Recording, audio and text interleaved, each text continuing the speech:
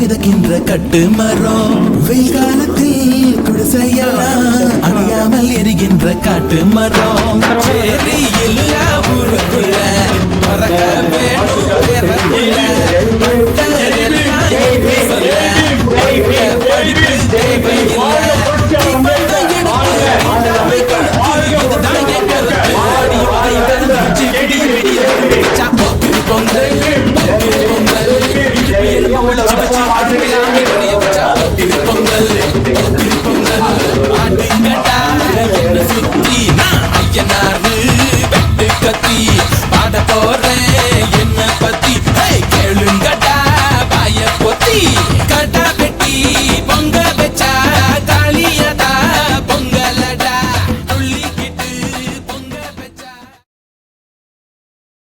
தேசிய ஒடுக்கப்பட்ட மக்கள் குடியரசினுடைய மாநில நிர்வாகிகள், மண்டல நிர்வாகிகள், இந்த குடியரசு கல்வி கலைக்கூடம் ரிபப்ளிக் எஜுகேஷன் அகாடமி தமிழ்நாட்டிலே ஒரு முன்மாதிரியாக டாக்டர் பீமாராவ் அம்பேத்கர் அவர்கள கனவை நினைவாற்றும் பொருட்டு முழுக்க முழுக்க இந்த ஒடுக்கப்பட்ட மக்கள் எல்லாம் கல்வி, பொருளாதாரம், அரசியல், சமூகத்தில் ஒரு தனித்தன்மையோட வளர வேண்டும், அனைத்து உரிமைகளையும் வென்றெடுப்பதற்காக இந்த மையத்தை தற்சமயம் நம்ம குடியரசு அமைப்பு திறந்து வைக்கப்பட்டிருக்கிறது. இந்த நிகழ்விலே பங்கேற்று பல்வேறு விஷயங்களை நம்மளோடு பகிர்ந்து கொள்ள வந்திருக்கின்ற திருவண்ணாமலை மாவட்டத்திலிருந்து அங்க தலைமைச் செயலர்கள் தான் அந்த பங்களிப்பை சிறப்பாக ஒற்றுமையோடு செய்தது தான் இந்த வளர்ச்சி. ஆகவே ஒரு சரசராம் ரவி தனிப்பட்ட முறை எந்த நிகழ்வும் செய்ய முடியாது. குறிப்பாக சேலம் மாவட்டத்திலே பல்வேறு உலக அளவிலே என்ற நிகழ்வாலும் சரி, அத்துமீறலாம் சரி, வாரம் 2 போராட்டங்களை வழிநடத்தி கொண்டிருக்கின்ற இந்த நிகழ்விலே சிறப்பாளர்களாக கலந்து கொண்டிருக்கின்ற வின்சென்ட் புரட்சிகர எழுச்சி அந்த அமைப்புடைய அவர்களும், மாரியப்பன் தீண்டாமை ஒழிப்பு அந்த அமைப்புடைய மிக சிறப்பான மீதா பாண்டியனோட மிகப்பெரிய ஒரு ஆளுமையாக சேலத்தில் இருக்கின்ற மாரியப்பன், இவர்களெல்லாம் பார்த்தீங்கன்னா சேலத்தில் அப்பாற்பட்ட எம்ப்ளாயிஸை விட்டு தனியாக களப்பணி ஆட்டக்கூடிய தோழர்கள் எல்லாம் இது வாழ்த்துறை வந்திருக்கிறார்கள். மற்றும் நம்மளுடைய தோழர் ஏழுமலை அவர்களோடு வந்திருக்கின்ற தோழர்கள் பெயர் தெரியவில்லை, பாபு மற்றும் சிவசங்கர், நீங்கள்லாம் வந்ததுக்கு இந்த சேலம் மாவட்டம் சார்பாக, குடியரசு அமைப்பின் சார்பாக நன்றி பாராட்டி இந்த நிகழ்விலே இந்த ஆஃபீஸ் ஓப்பன் பண்ணணும்னு நிகழ்ச்சி வச்சோம்.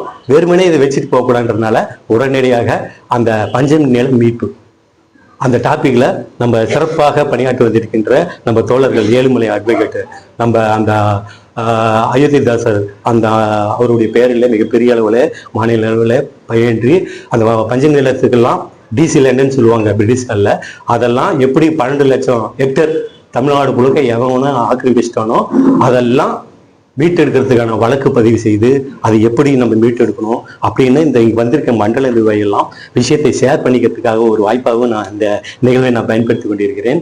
ஆகவே இந்த நிகழ்வுக்கு இந்த அலுவலகத்தை கொடுத்து எங்களுக்கெல்லாம் முழு ஆதரவு கொடுத்து அன்போடு அரவணைத்து வந்திருக்கின்ற எங்களது சகோதரர் என்ன பேர் அப்துல் மாலிக் அவருக்கு இந்த அமைப்பு சார்பாகவும் நன்றி கூறிக்கொண்டு இந்த நிகழ்வை தூக்கலாம் என்று நினைக்கிறேன். அந்த அடிப்படையில் கடந்த 50 ஆண்டுகளுக்கு மேலாக தொழிலாளர், அரசு ஊழியர்கள் மத்தியிலும் சரி, பொதுமக்கள் மத்தியிலும் சரி, தமிழகத்தில் ஒரு இருண்ட நிலைக்கு இருப்பதற்கு காரணமே என்னவென்றால் 12 லட்சம் ஹெக்டேர் நிலம் இந்நேரம் ஒடுக்கப்பட்ட மக்களுக்கு ஷேர் பண்ணியிருந்தா யாரும் நிலம் இல்லை, வீடு இல்லை அப்படின்னு பண்ணியிருப்பாங்க. அதெல்லாம் நம்மலாம் கலைந்தெடுக்கணும்னாக்கா 38 மாவட்டத்தில் இருக்க அமைப்பை கட்டமைச்சு எல்லாரும் சேர்ந்து போராட வேண்டும் என்ற அடிப்படையில் நாம் அதை அமைப்பை கட்டமைக்கணும். அது எப்படி கட்டமைக்கலான்ற விஷயத்தெல்லாம் ஏழுமலை மணி அவர்கள் மற்றும் வந்திருக்க மாரியப்பன், அந்த வின்சென்ட் போன்ற தோழர்கள்லாம் உழைப்பு உரிமைகள்லாம் மீட்டெடுக்கிறதுக்கு நிலம் மட்டும் இல்லை, அரசியலையும் சரி, அரசியலையும் எப்படி 44 சட்டமன்றத்தில் ரிசர்வ் தொகுதியில் வெற்றி பெற்றவங்களாம் அங்கே போய் சாமி மாடு மாதிரி அடிமையாக உட்காந்துருக்கான். அந்த மக்களோட பிரச்சனை கையில் எடுத்து எவனும் பேசுறது இல்லை. 12 லட்சம் ஏக்கர் எங்கடா போச்சுன்னு எவனும் கேட்க மாட்டான். 75,000 எஸ்எஸ்டி பேக்லாக் வேக்கெட்டை ஃபில்அப் பண்ணாதான் இருக்கான் 20-30 வருஷமா. அதை பத்தி பேச மாட்டான். அவனுக்கு வேண்டியது 2 சீட்டு 5 சீட்டு, இதுக்காக அடிமையா இருக்கான். இதெல்லாம் கலையணும்னாக்கா இங்க இருக்கின்ற தோழர்கள், சென்னையில கூட கடைசியா ஒரு மீட்டிங்ல ஒரு 20 அமைப்பு சேர்ந்து நான் கூட்டமைப்பு ஒன்று ஃபார்ம் பண்ணி சொல்லியிருக்கேன். செக்ரட்டரியேட்டை முற்றுகையிடணும். தமிழ்நாடு முழுக்க ஒரே நாள்ல 38 மாவட்டத்திலையும் ஒவ்வொரு மாவட்ட தலைநகர் மாவட்ட ஆட்சியாளர் முழுவதும் ஆர்ப்பாட்டம். முக்கியமான அந்த விவரங்கள் இந்தியா பூரா பல லட்சம் எம்ப்ளாயிகள் அந்த வேகன்சி, குறிப்பா ரயில்வேல 15 லட்சம் வேகன்ட் இருந்ததை 7-8 லட்சமா குறைக்க போறான் இந்த மத்திய அரசு பிஜேபி. 7 லட்சம் பேர் போனா ரிசர்வேஷன் கணக்கு கொடுங்க, எல்லாம் வேலை இல்லாத போகுதா? அடுத்த ஜென்ரேஷன் நம்ம ஏதோ வந்துட்டோம், அடுத்த ஜென்ரேஷன்லாம் இன்னும் பழைய நிலைமைக்க கூட்டுறதுக்கோ குப்பன்றதுக்கும் போக வேண்டிய சூழ்நிலை போகும். அந்த அளவுக்கு இந்த பிஜேபி அரசு போயிட்டு இருக்கு. இதெல்லாம் நம்ம உள்கொண்டு மக்களுக்கு விவரம் தெரியுது இல்ல. நம்ம மக்களுக்கு நம்ம ஊர்லயே போனீங்களா 10 கட்சினா 10 கட்சிலயும் இருப்பான், ஒண்ணு சேர மாட்டான்.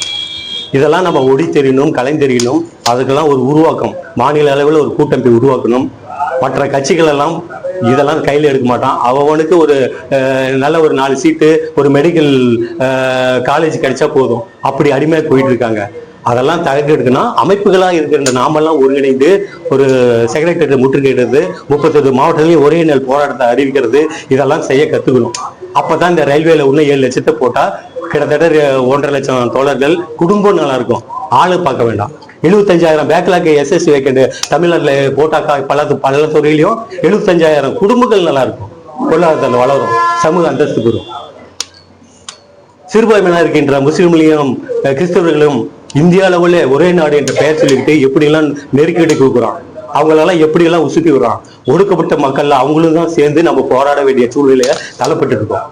இதையெல்லாம் நம்ம வெறுமனே வந்தோம், டிவி பார்த்தோம், 2 காசு சம்பாதிச்சோம், தூங்கணும்ன்றது வாழ்க்கை இருந்தோமா, அம்பேத்கர் அவளை நினைச்ச அந்த தாட்ஸ் எல்லாம் வீணா போயிட்டு இருக்கு. கட்சிக்காரனையும் எவனும் செல்ல மாட்டான், அமைப்பு நடத்துறவனும் செய்ய மாட்டான்.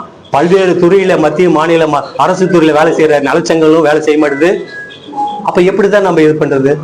ஸோ அதெல்லாம் கலைந்தெடுக்கணும்னா தொடர்ச்சியாக நாம் களங்காணி வேண்டும். படித்தவர்களை உள்ள கொண்டு வர வேண்டும், வேலையில்லாத பட்டதாரிகளை உள்ள கொண்டு வேண்டும். ஒவ்வொரு கவர்மெண்ட் ஹாஸ்டல்லையும் போய் நம்ம பயிற்சியை போய் சொல்ல வச்சு அவங்களெல்லாம் உசுப்பி 38 மாவட்டத்தில் இருக்கின்ற அந்த கலைக்கல்லூரி இன்ஜினியரிங் காலேஜ் மாணவர்கள்லாம் திரட்டை ஒரு ஒன்றிணைக்கப்பட வேண்டும். 38 மாவட்டத்திலையும் ஒரே நாளில் ஒரு போராட்டத்தை அறிவிக்க வேண்டும் என்ற அடிப்படையிலே இந்த கூட்டத்திலே துவக்கிக் கொண்டு இந்த நிகழ்ச்சியிலே அந்த பஞ்சம் நிலம் மீட்பை பற்றி பேசுவதற்கு முன்பாக ஒரு சில பேர் இந்த நிகழ்வை ஒவ்வொரு நிமிடம் வாழ்த்தி அவர் மாதிரி கேட்டுக்கொண்டு முதலில் பல்வேறு.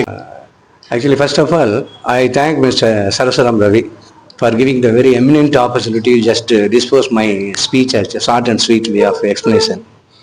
Because he is not only a socialist.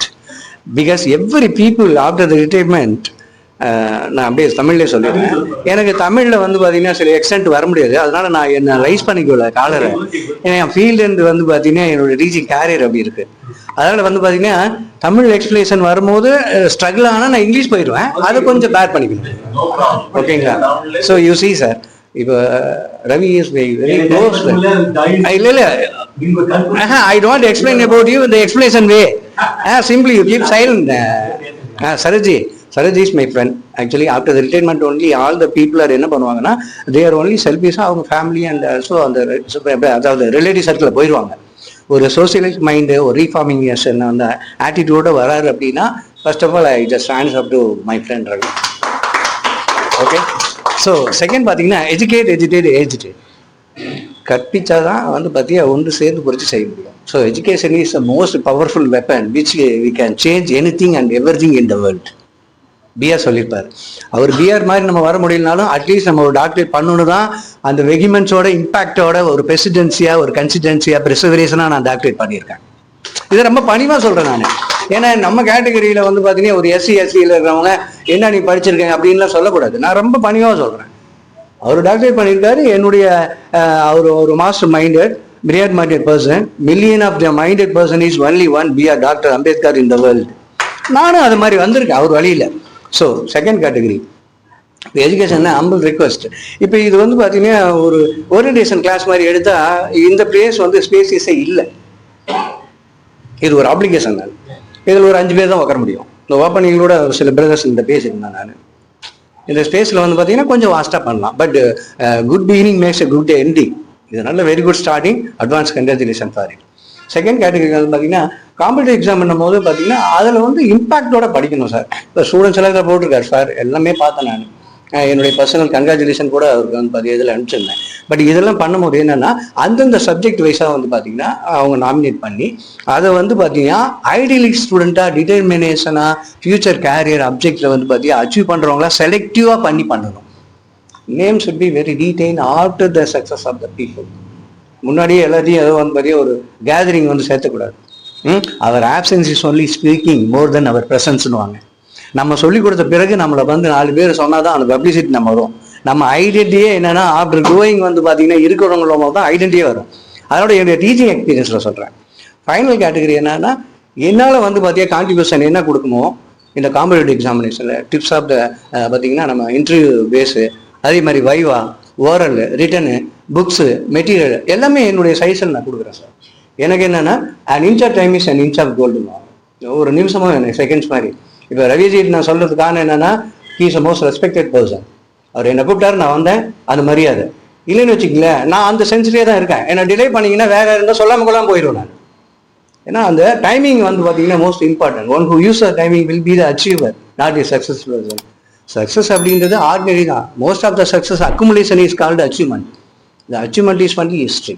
So அதனால again I just wishes this organization is only அப்ரஸ் இஸ் ஒன்லி ட்ரெஸ்ஸர்னுவாங்க. So if I give more timing now, due to the eminence and importance of the timing, I wind up இதோட முடிச்சுக்கிறேன். But advance congratulations and belated congratulations for this growing up the organization. Thank you so much, Ravi. கலை செல்வன் சொன்னது போல இந்த institute வந்து கிட்டத்தட்ட 1 வருஷமா design பண்ணி கிட்டத்தட்ட 50 ஃபேக்கல்ட்டி வேறு டிஃப்ரெண்ட் இதில் பேங்கிங், இன்சூரன்ஸ், பப்ளிஷ், எக்ஸாம், ரயில்வேக்குன்னு தனித்தனி டீம் போட்டு ஒவ்வொரு எக்ஸாம்லேயும் என்ன மாதிரி கொஷின் ப்ரிப்பேர் பண்ணுறாங்களோ அதில் சென்ட்ரல் கவர்மெண்ட்லேருந்து எங்களுக்கு வந்து எங்கள் ஃபெடரேஷனோட டெல்லியில் இருக்கிற தோழர்லாம் மெட்டீரியல்லாம் கொடுத்து சப்ளை பண்ணி ஆன்லைன்லேயும் அப்டேட் பண்ணியிருக்கோம், ஹார்ட் காப்பியும் கொடுத்துருக்கோம். ஒவ்வொரு ட்ரெயினருக்கும் ஹார்ட் காப்பி கொடுத்து 5 வருஷம் கொஷினை டிக்டேட் பண்ணி ட்ரைவல் பண்ணி கொண்டு போகிற அளவுக்கு தான் வளர்ந்து இந்த பிளேயர்ஸ் போட்டிருக்கோம். Don't worry, you are the one of the faculty among them. Whenever we need it, we supporting you. You also give support to our academy. Thank you. Right. Thank you for the opportunity. Yes. Thank you. அந்த இவரை சதீஷ் உள்ள உட்கார வச்சுரு. சரி அவர் உள்ள விட்டுரு. Okay. Next இந்த நிகழ்விலே அடுத்தடுத்து வருகின்ற நம்மளுடைய தோழர் நீங்க பேசுறீங்க. வாழ்த்துறை வழங்க வந்திருக்கின்ற அனைவருக்கும் என்னுடைய காலை வணக்கம். இதில் என்னன்னா நான் வந்து என்னன்றது யாருன்றது முதல்ல சொல்லிடுறேன். தருமபுரி மாவட்டத்தில் பாப்படிப்பட்டி அப்படின்ற ஒரு ஊரில் இருந்து வந்திருக்கேன். நான் அரசு கலைக்கல்லூரி தருமபுரியில் விரிவுரையாளராக ஒர்க் பணியாற்றிருக்கிறேன். இதில் என்ன ஒன்றுன்னா தேசிய ஒடுக்கப்பட்ட மக்கள் குடியரசுன்றது இப்போ புதுசாக வந்து ஐயா வந்து நிறுவியிருக்கிறாரு. அதை வந்து என்னன்னா நம்ம சமூகம் ஃபுல்லாக தமிழ்நாடு முழுசும், அதாவது தமிழ்நாடு முழுசும் நம்ம சமூகம் என்ன இருக்காங்கன்னா அங்கங்கே ஒரு சிறு தலைவர்களாக உருவாகி அவங்க அந்தந்த பகுதிக்கு மட்டும் நான் தலைவர் என்று ஒரு சிறு அமைப்பு மாதிரி இருந்துக்கிட்டு பிளவுபட்டு. இது தமிழகம் முழுதும் ஒன்றா சேர்ந்து நம்ம முயற்சி செஞ்சு பண்ணோம்னா கண்டிப்பாக அம்பேத்கருடைய கனவை நினைவுபடுத்தரல, அதை நிறைவுபடுத்தலாம்.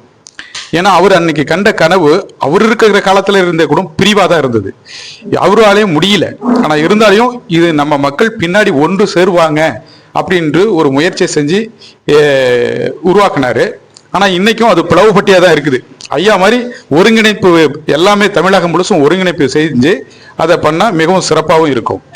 அது மட்டும் இல்ல, இந்த பஞ்சமி நிலத்துல பாதிக்கப்பட்டவன் நானும் ஒருத்தன். அந்த பஞ்சமி நிலத்துல பாதிக்கப்பட்ட நானும் ஒருத்தன். என்னன்னா எங்க தாத்தாவுடைய நிலம் சுமார் 13 ஏக்கர் நிலம். இந்த 13 ஏக்கர் நிலத்தை வேற ஒரு சமூகம், அந்த சமூகத்தை நான் குறிப்பிடல, ஏன்னா அது சமூகத்தை குறிப்பிட்டா அது நல்லா இருக்காது. அதில் வேறு மாற்று சமூகம், நம்ம தலித் சமூகம் இல்லாம, ஒடுக்கப்பட்ட சமூகம் இல்லாம வேறு ஒரு சமூகம் அதை என்ன பண்ணியிருக்காங்கன்னா, எங்க அப்பா படிப்பறிவு இல்லாத, எங்க தாத்தா படிப்பறிவு இல்லாதனால அவர் அதை நிலத்தை உழுது பாடுபட்டு இருந்தவங்க. பிரிட்டிஷ் அரசாங்கம் கொடுத்தது 1937 பிரிட்டிஷ் அரசாங்கம் கொடுத்தது. அது இவங்க என்ன பண்ணிட்டாங்க, எங்க தாத்தாக்கு படிப்பறிவு இல்லாதனால உங்க தாத்தா அதை வித்துட்டாரு அப்படின்ற முறையில எந்த ஒரு ஆவணமும் இல்லாம, முன் ஆவணங்கள் எதுவுமே இல்லாம, எழுத்துப்பூர்வமா ஆவணங்கள் செய்யாம அதை மாற்றிருக்கிறாங்க. அதை மாற்றிருந்த இப்போ நான் பிஹெச்டி முடிச்ச பின்னாடி தான், முனைவர் பட்டம் வாங்கின பின்னாடி தான் அந்த எங்க தாத்தாவுடைய டாக்குமெண்ட்டுங்க, அந்த அரசனுடைய கொடுத்த டாக்குமெண்ட்டுங்கெல்லாம் போய் எடுத்து அரசு துறையிலும் நான் கேட்டேன். அதாவது டிகார்டு நகல், டிகார்டு நகல்ன்றது வந்து அரசால் ஒப்படைப்பு பட்டா, அதை டிகார்டு நகல் சொல்லுவாங்க. அந்த ஒப்படைப்பு பட்டாவை போய் கேட்டா, உங்க ஒப்படைப்பு நகல் வந்து உங்களுக்கு கொடுத்ததே இருக்கு இல்லையா, அதை எடுத்துக்கோங்க, எங்க கிட்ட கேட்காதீங்க, எங்க கிட்ட இல்லை அப்படின்னு ரொம்ப புறந்தள்ளி விடுறாங்க. அது என்ன அலட்சியமா பண்றாங்க. இதுக்கு காரணம் அரசும் ஒண்ணு. இந்த இப்போ ஆளும் அரசு எந்த அரசாங்கம் வந்தாலும் சரி, இப்போதைக்கு நம்ம இப்ப இருக்கிற அரசாங்கத்தை தான் சொல்ல முடியும். இந்த அரசாங்கம் எதையுமே தட்டி கழிச்சு விடுறாங்க. அதை கூட இருக்கிற கூட்டணி, நம்ம சமூகத்தை சார்ந்தவங்க தான் கூட்டணியா இருக்கிறாங்க. அந்த கூட்டணியில் இருக்கிறவங்க அதை பற்றி பேசவும் மாட்டிருக்காங்க. அவங்க பேசினா கண்டிப்பா ஒரு ஆணையை இடுவாங்க. அந்த நிலையில இருக்காங்க. ஏன்னா அரசை நிர்ணயிக்கக்கூடிய நிலையில கூட்டணியில கட்சியில இருக்கிறாங்க. அவரு வந்து அதை பேச மாட்டிருக்காங்க. பேசினாங்கன்னா கண்டிப்பா ஒரு அரசாணை இந்த அரசு கொடுக்கும். கேட்டா அதை ஓட்டுக்காக, அவர்கிட்ட வந்து ஓட்டுக்காக இத வேண்டாங்க, இதை பேசாங்க, நம்மளுக்குள்ள ஒரு பரிசீலனை பண்ணிக்கலாம் அப்படின்னு சொல்லி அப்படியே வந்து நிறுத்திடுறாங்க. அவரு பேசி பண்ணாருன்னா கண்டிப்பா இது ஒரு அரசாணையை இட்டாங்கன்னா இந்த நிலங்களை வந்து அழகா ஈஸியா நம்ம போராட தேவையில்லை.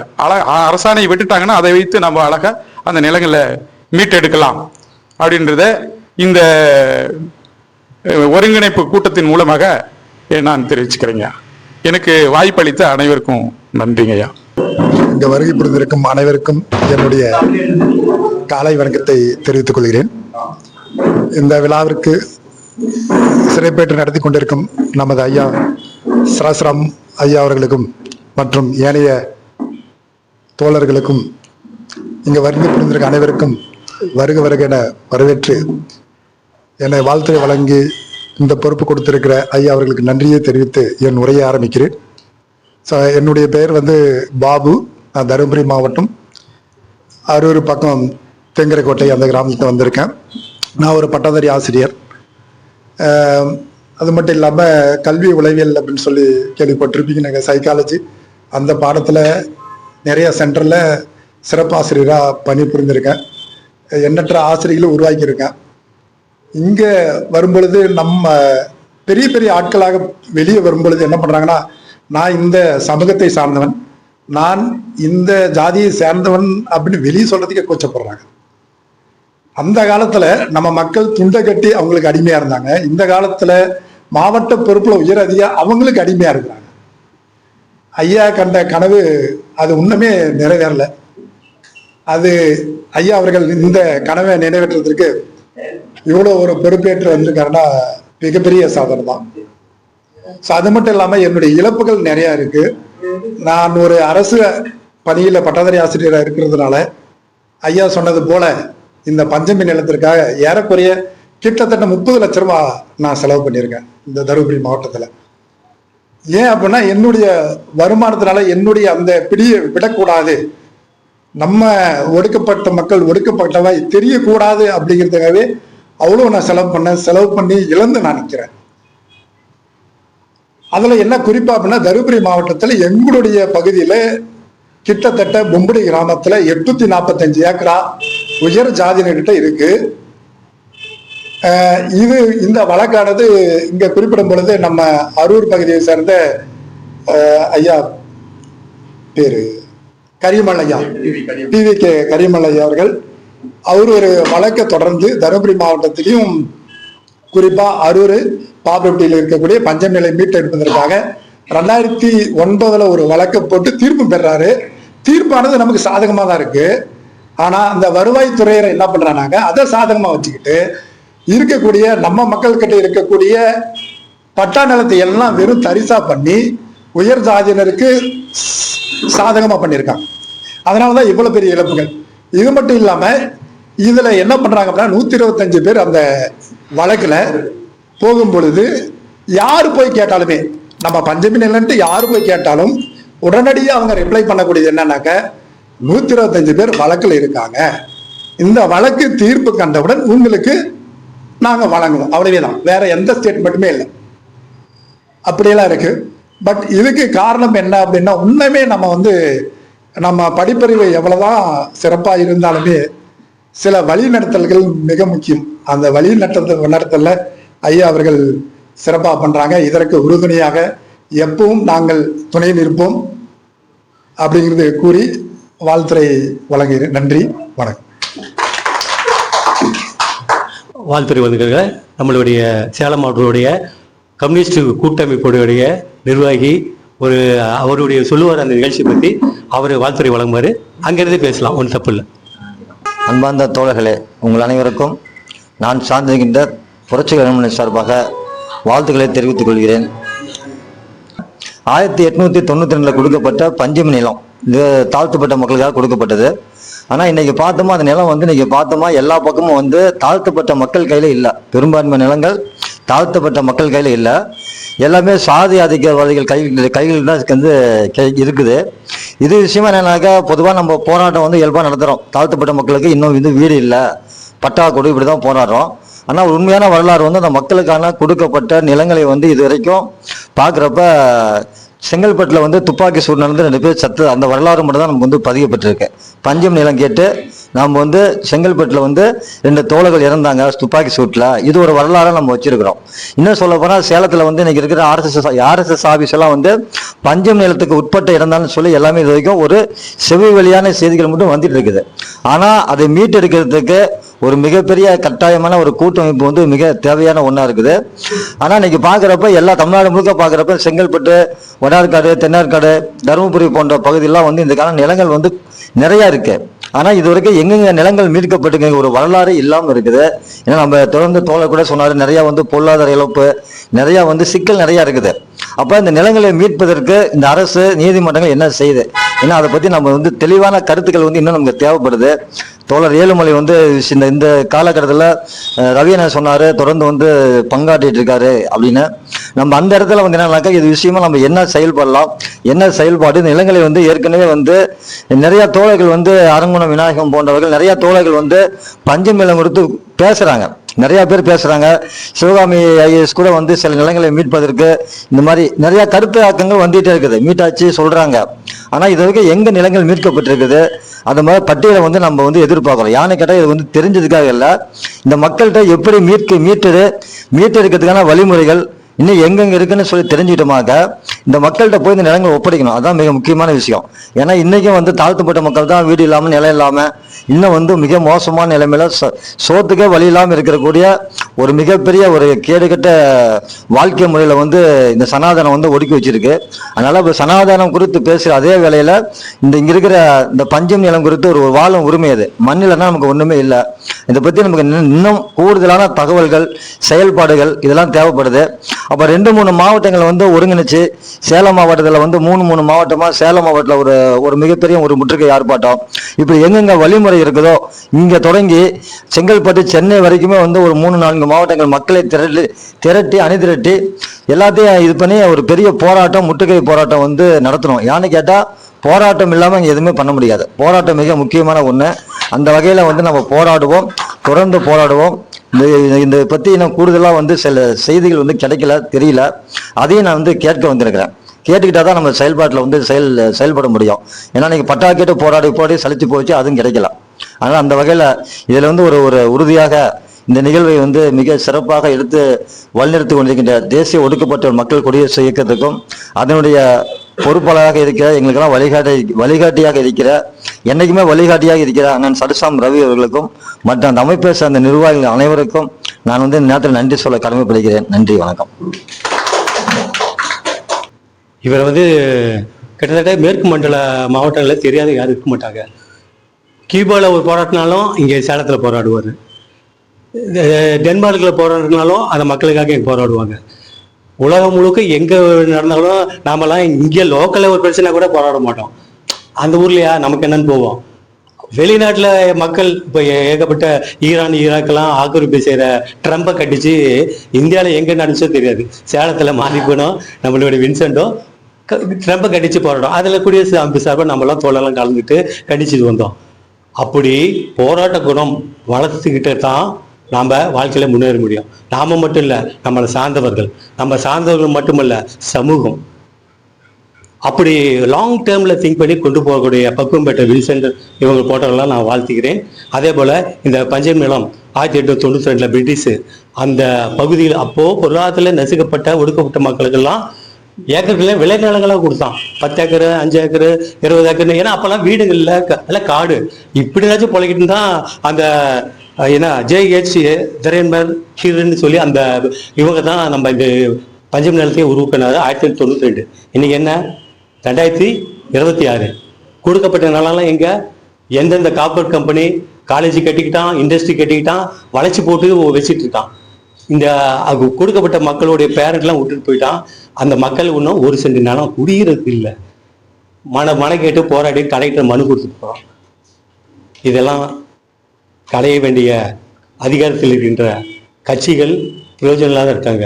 இங்கே வந்திருக்கின்ற நாமெல்லாம் இணைந்து களப்பணி ஆற்றி சேலம் மாவட்டத்தில் விதையை விதைப்போம், 32 மாவட்டத்திலையும் வளர்த்தெடுப்போம் என்று கூறிக்கொண்டு அடுத்தபடியாக இந்த நிகழ்வை சிறப்புரையாட வந்திருக்கின்ற நம்மளுடைய அந்த அமைப்பை பெயர் சொல்லி சொல்லக்கூடிய KA மணி, கடலூர் மாவட்டம், அவர்கள் தன் சிறப்புரையை ஆற்றுமாறு கேட்டுக்கொள்கிறேன். வணக்கம். அனைத்து சகோதரர்களுக்கும் சகோதரிகளுக்கும் வணக்கம். நான் கடலூர் மாவட்டம் திட்டக்குடி தாலுக்கா ஆரங்கூர் கிராமம். என்னுடைய பூர்வீகன் பார்த்தீங்கன்னா கள்ளக்குறிச்சி மாவட்டம் கச்சிராயப்பாளையம். நான் பிறந்து வளர்ந்தது எல்லாமே. நான் ஒரு 15 ஆண்டுகள் வெளிநாட்டிலே பணிபுரிந்தேன். சவுதி அரேபியாவில் 9 வருஷம் வந்திருக்கேன், துபாயில் 15 வருஷம். அங்குள்ள நான் போனது ஒரு பணிக்கு போனேன். ஆனால் அங்கே போய் சோஷியல் ஒர்க் நேர் பண்ணியிருக்கேன். அங்குள்ள கவர்மெண்ட்டோட சேர்ந்து மக்களுக்கு சேவை பண்ணியிருக்கேன். அதுக்கடுத்து தமிழ்நாட்டுக்கு வந்து 2006 இருந்து முழு நேரமாக சமுதாய கலப்பணி. சமுதாய கலப்பணி என்றால் இன்று ஐயா அம்பேத்கர் அவர்கள், காமராஜ் அவர்கள் வாழ்ந்த காலங்கள். இன்றைய சூழ்நிலை அரசியல் வந்து பட்டின மக்களுக்காகவும் தலித் மக்களுக்காகவும் மாற்றுத்திறனாளியாகவும் நிறைய போராடி அவருடைய தேவையை பூசி வருகிறேன்.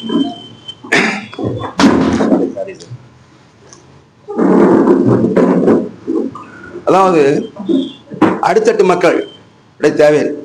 எதுக்காக போராடுகிறோம்? போராட்டம் இது எதுக்காக? போராட்டம் அவருடைய தேவையை பூர்த்தி செய்தால் நம் ரோட்டில் போராட்டம் அவசியம் இல்லை. அரசு செய்ய வேண்டிய அனைத்து மேல்தட்டு மக்கள் அனுபவிக்கிறார்கள். அடித்தட்டு மக்களுக்கு எந்த நலம் சென்றடைவதில்லை. அதுக்கு என்ன காரணம்? அரசியல்வாதிகள், அரசு துறை சார்ந்த அதிகாரிகள். இதை 2015 நல்லூர் ஒன்றியம், கடலூர் மாவட்டம் நடலூர் ஒன்றியத்தில் NRG தேசிய மகாத்மா காந்தி ஊர்வல திட்டத்தில் 20 lakhs ஏழை எளிய மக்களுக்கு பணத்தை தனிநபர்கள் அதை வந்து ஆய்வு பண்ணுறதுக்காக போயிருக்கு. அப்போது அங்கே என்ன நடக்குதுன்னு கேட்டிங்கன்னா, தாலுகா ஆஃபீஸில் நல்லூர் ஒன்றிய பஞ்சாயத்து ஏடி பஞ்சாயத்து 64 பஞ்சாயத்து இருக்கு. அந்த 64 பஞ்சாயத்துக்கு வரக்கூடிய பணம் எல்லாம் உள்ளுக்குள்ளேயே கம்ப்யூட்டரில் அவங்க பேர் மாற்றி வச்சுருக்காங்க. இதை வந்து ஒரு கம்யூனிஸ்ட் கட்சியை சார்ந்த ஒருத்தர் விருத்தாசலம் கோர்ட்டுக்கு வந்து ஒரு 15 பேர் அந்த நோட்டீஸ் வாங்கி படித்து பார்த்தா, தமிழ்நாட்டில் இப்படி ஒரு ஊர் இருக்கா அப்படின்னு எனக்கு தனியாக போச்சு. அவங்க கோர்ட் மூலியமாக வக்கீல் மூலியமாக ஏதாவது தீர்வு கிடைக்கலாம்னு சொல்லிட்டு வந்தாங்க. அந்த நோட்டீஸ் எடுத்துட்டு இந்த ஊர் எங்கே இருக்கு கூப்பிட்டு போங்க அப்படின்னு. அந்த ஒரு முன்னாள் தலைவர், தலித் மக்கள் மொத்தம் 30 பேர் இருந்தாங்க. அந்த ஊருக்கு கொண்டு போயிட்டு ஒவ்வொரு வீடாக ஜாப் கார்டு ஆய்வு பண்ணி அதை எடுத்து பார்க்கும்போது நிறைய முறைகள். அப்போ வந்து சந்தோஷ்குமார் மாவட்ட ஆட்சியர், BDO காமராஜ், தாசில்தார் இவங்கெல்லாம் சம்மந்தப்பட்டிருக்காங்க.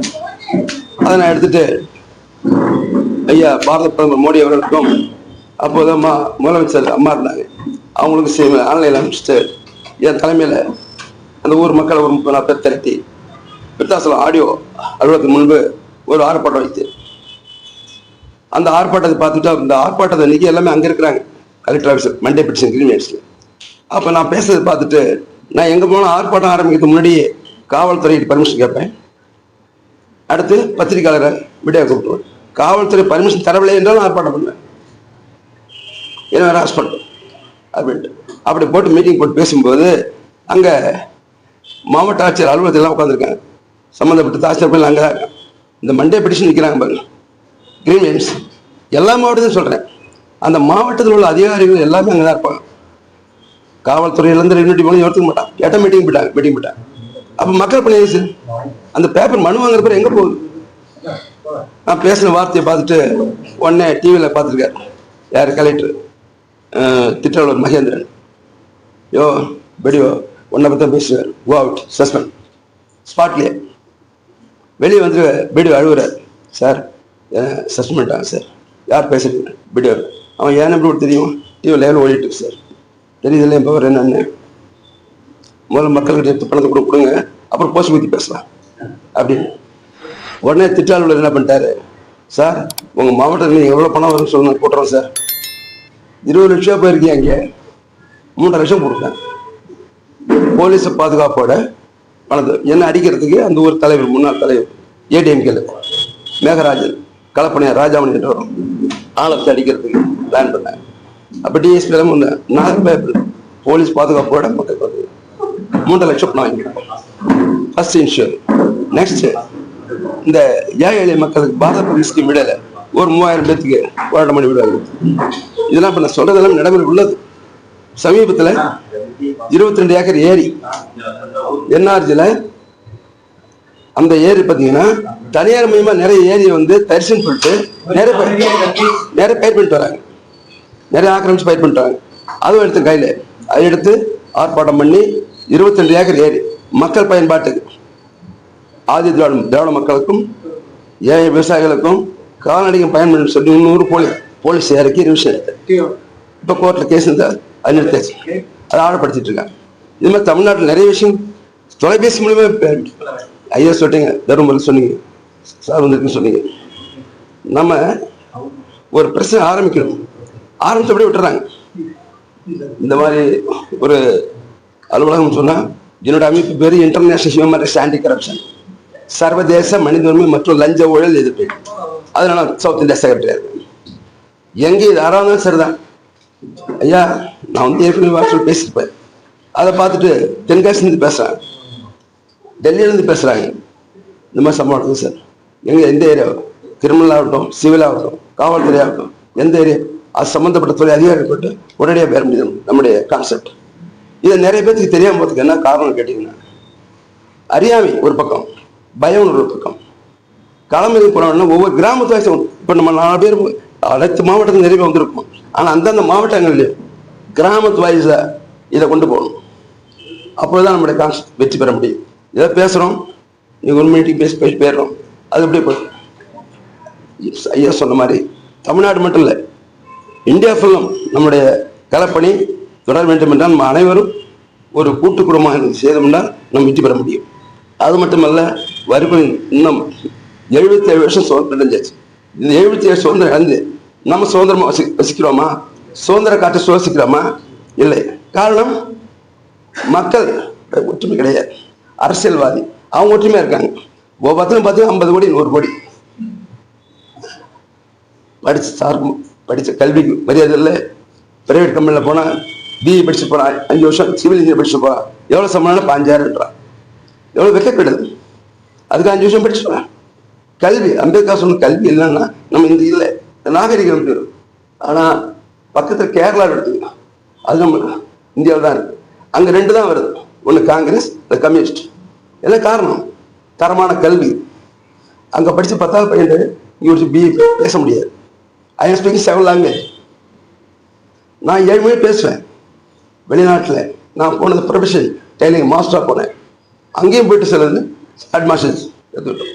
இன்றைக்கி அரபி, இங்கிலீஷ், உருது, தெலுங்கு, மலையாளம், தமிழ் அங்கேயும் போயிட்டு பல 15 வருஷம் நம்ம டைம் கிடைக்காது. திரும்பினா கைவெட்டு, தப்பு பண்ணால் தலைவெட்டு. அந்த மாதிரி நாட்டில் ஓட விட்டு ஆயிடுச்சு. தமிழ்நாட்டில் 15 பேருக்கு ஓட விட்டு ஆயிடுச்சு. கோர்ட்டில் நானே ஏறி வாத வெளியே பண்ணுது. அங்கே யார் இருந்தேன்? இங்கே என்ன நடக்குது? காவல்துறை ஏவல்துறையாக போயிடுச்சு, நீதித்துறை நிதித்துறையாக போயிடுச்சு. அவனும் கலெக்டர்களும் காவல்துறையும் மந்திரிகளுக்கும் எம்எல்ஏ போயிட்டு கைத்தறி போயிட்டு இருக்காங்க. அப்புறம் எப்படி நியாயம் கிடைக்கும்? சாமானியனுக்கு எப்படி நியாயம் கிடைக்கும்? ஒவ்வொருத்தரும் திறமை இருக்கு. நாமக்குள்ள ஒற்றுமை இருந்துச்சுன்னா இந்த மக்கள் ஒன்று சேர்க்கணும். எப்போ இலவசத்துக்கும் பணத்திற்கும் பிரியாணிக்கும் மதுவுக்கு அடிமையாகி விட்டாரோ அதுக்கு அடிமையாகி வைத்துள்ளார்கள். அவளை மீட்டுக் கொள்வது எப்படி இப்படி சொல்றாங்க. அம்மா தேதிமுக ஆட்சி படம் இந்த மக்களை மீட்டெடுக்க போகணும். எங்க ஜெயிலில் இருக்காங்க மீட்டெடுக்க போறாங்க. ஒவ்வொரு கட்சியும் சொல்றாங்க ஜாதி வேற பிரிச்சுட்டாங்க. முதல்ல ஜாதி கணக்கு எடுப்பதை விட ஜாதி கட்சி ஒழிக்க வேண்டும். ஜாதி கட்சி தலைவருடைய ப்ராப்பர்ட்டி என்ன?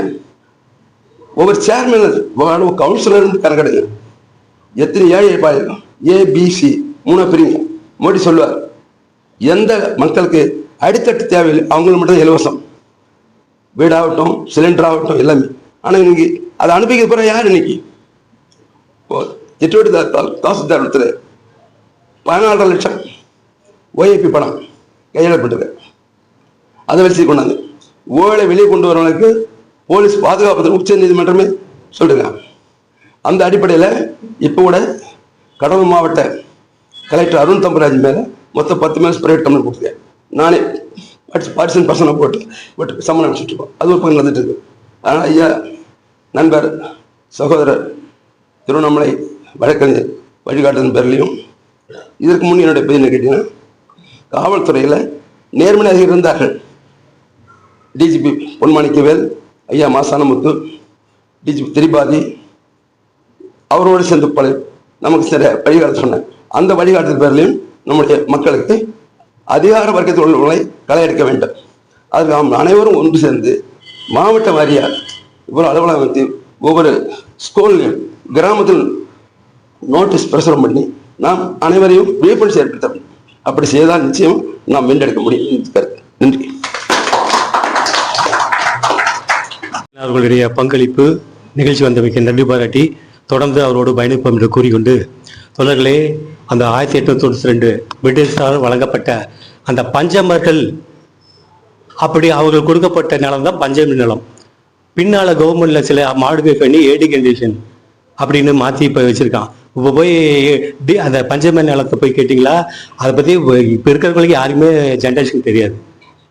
டிசி லேண்ட்னாலும் தெரியாது, டெப்பர்ஸ் லேண்ட். ஆக்சுவலாக ஏடி கண்டிஷன் எப்படி சொல்கிறோம் அது மாதிரி அந்த ஏடி கண்டிஷன் இப்போ மாற்றிவிட்டான். அந்த ரெக்கார்டில் என்னன்னு போய் பார்த்தா ஒரு ரெக்கார்டும் நல்லா மாற்றிட்டான். அந்த 1892 வழங்கப்பட்ட அந்த எஃப்எம்பி மேப்பில் அந்த ஃபீல்டு மெஷர்மெண்ட் புக்கில் கம்பல்சரி பதிவு பண்ணிகிட்டே இருக்கணும். 1892 12.5 லட்சம் ஹெக்டர்னு வச்சுங்க. ஒவ்வொரு வருஷமும் அந்த பகுதியுடைய விஓ ரோல் என்னன்னாக்கா, அவன் ரெக்கார்டை ஒவ்வொரு வருஷமும் இத்தனை ஏக்கர் என் ஏரியாவில் இருக்கு, டிஸ்ட்ரிக்ட் லெவலில் ஏரியாஸில் இத்தனை ஏக்கர் இருக்குன்னு பதிவு பண்ணினே வரணும். ஆனால் இவ்வளோ வருஷத்தில் என்னாச்சுன்னா 12.5 லட்சம் ஏக்கரை ஒரு லட்சம் போயிடுச்சு. வேறு 10,000 ஏக்கர் கூட இருக்கு, ஹெக்டர் கூட இருக்கான்னு தெரியல. எல்லாம் மாற்றப்பட்டது. ரெவன்யூ அதிகாரிகள் கொள்ளை, திருட்டு, அரசியல்வாதிகளுடைய ஆக்கிரமிப்பு, இவர்களோட அந்த அதிகாரிகளும் இந்த அரசியல்வாதிகளும் பங்கீடு செய்து தான் 12.5 லட்சம் ஏக்கரையும் காலி பண்ணி SRM காலேஜ், இந்த காலேஜ், புறம்போக்கு எல்லாம் ஒரு காலேஜ் பின்னால 100 ஏக்கர் இருக்கும். புறம்போக்கு பஞ்சமி நிலம். இதெல்லாம் யாரு போராடுறது? உனக்கு தானே வேணும், நீ தானே பசிச்சா சோறு கேட்கறல, நிலம் இல்லைல்ல, குடியிருக்க, நீ நிலம் வேணும்னு கேட்கணும்ல. நீ கேட்டா அந்த அதிகாரி மாவட்ட ஆட்சியர் ஒரு ரெக்கார்டு எடுத்து கொடுக்குறானா 32 மாவட்டலையும். அயோக்கிய பசங்க அரசியல்வாதிக்கு அடிமையா இருக்கிறான் கலெக்டர்லாம். அவங்க கீழே இருக்கிற டெப்டி கலெக்டரு, தாசில்தாரு புறம்போக்கு கொள்ளடிச்சு அவன் தான் நல்லா இருக்கான். சாதாரண மக்கள் எங்க நிலம் கேட்டாங்க இல்லைன்றான். அந்த 12.5 லட்சம் ஏக்கர் ஹெக்டர் நிலத்தை எப்படி மீட்கிறது? சட்டசபையில் உட்காந்து 44 வெக்கம் கட்ட ரிசர்வ் தொகுதியில் ஜெயிச்ச எம்எல்ஏ எவனாவது இத்தனை வருஷத்துல கேள்வி கேட்டிருக்கானா? இல்ல. நாம அவங்கள போய் கேள்வி கேட்டோமா? இல்ல. அப்ப அவனும் வேலை செய்ய மாட்டான், நம்மளும் உட்காந்துருக்கோம். இன்னும் எத்தனை வருஷம் இப்படி இருக்குது? அப்ப அந்த ரெக்கார்டு எஃப்எம்பி மேப்பை பத்தி என்னன்றத ஒவ்வொரு மாவட்டத்திலையும் நம்ம குழு அமைச்சு இருக்கின்ற தோழர்கள் எல்லாம் முற்போக்கு சிந்தனை அமைப்பெல்லாம் கூட்டி பயிற்சி கொடுக்கணும்.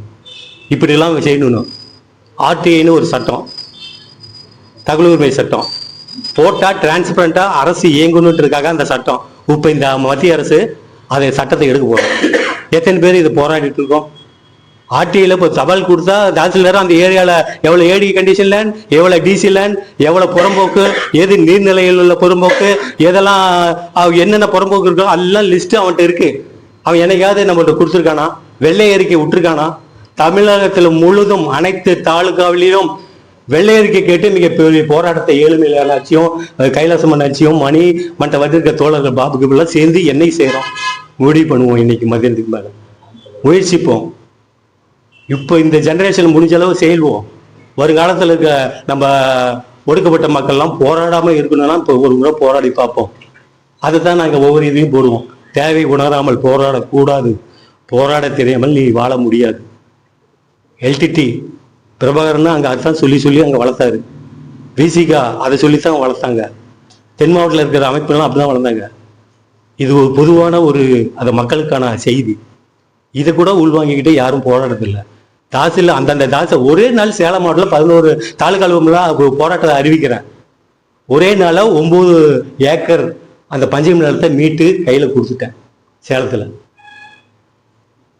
பனமரத்துப்பட்டியில், ஏற்காட்டில் ஒரு அரசு அதிகாரியாக இருந்த நான் முடிஞ்ச அளவு ஒரு டிசிப்ளின் கம்பெனி டிசிப்ளின் மீறி ஒர்க் பண்ணிட்டு இருக்கேன். இங்கே வந்திருக்க எல்லாரும் சொல்லுறதுக்கும் தெரியும். ஆனால் நீங்கள்லாம் 100% வெளியவே இருக்கீங்க. நல்லாவே ஒர்க் பண்ணலாம். அது கூட்டாக ஒர்க் பண்ணால் தான் சக்ஸஸ் ஆகும். தனியாக பண்ணுமா ஒரு சில நெருக்கடி நம்மளுக்கு கொடுப்பான். அந்த நெருக்கடியெல்லாம் சமாளிக்கிறதுனா கூட்டமைப்பாக இருக்கணும். கூட்டமைப்பாக இருந்தால் கிட்ட வர பயப்படுவான்.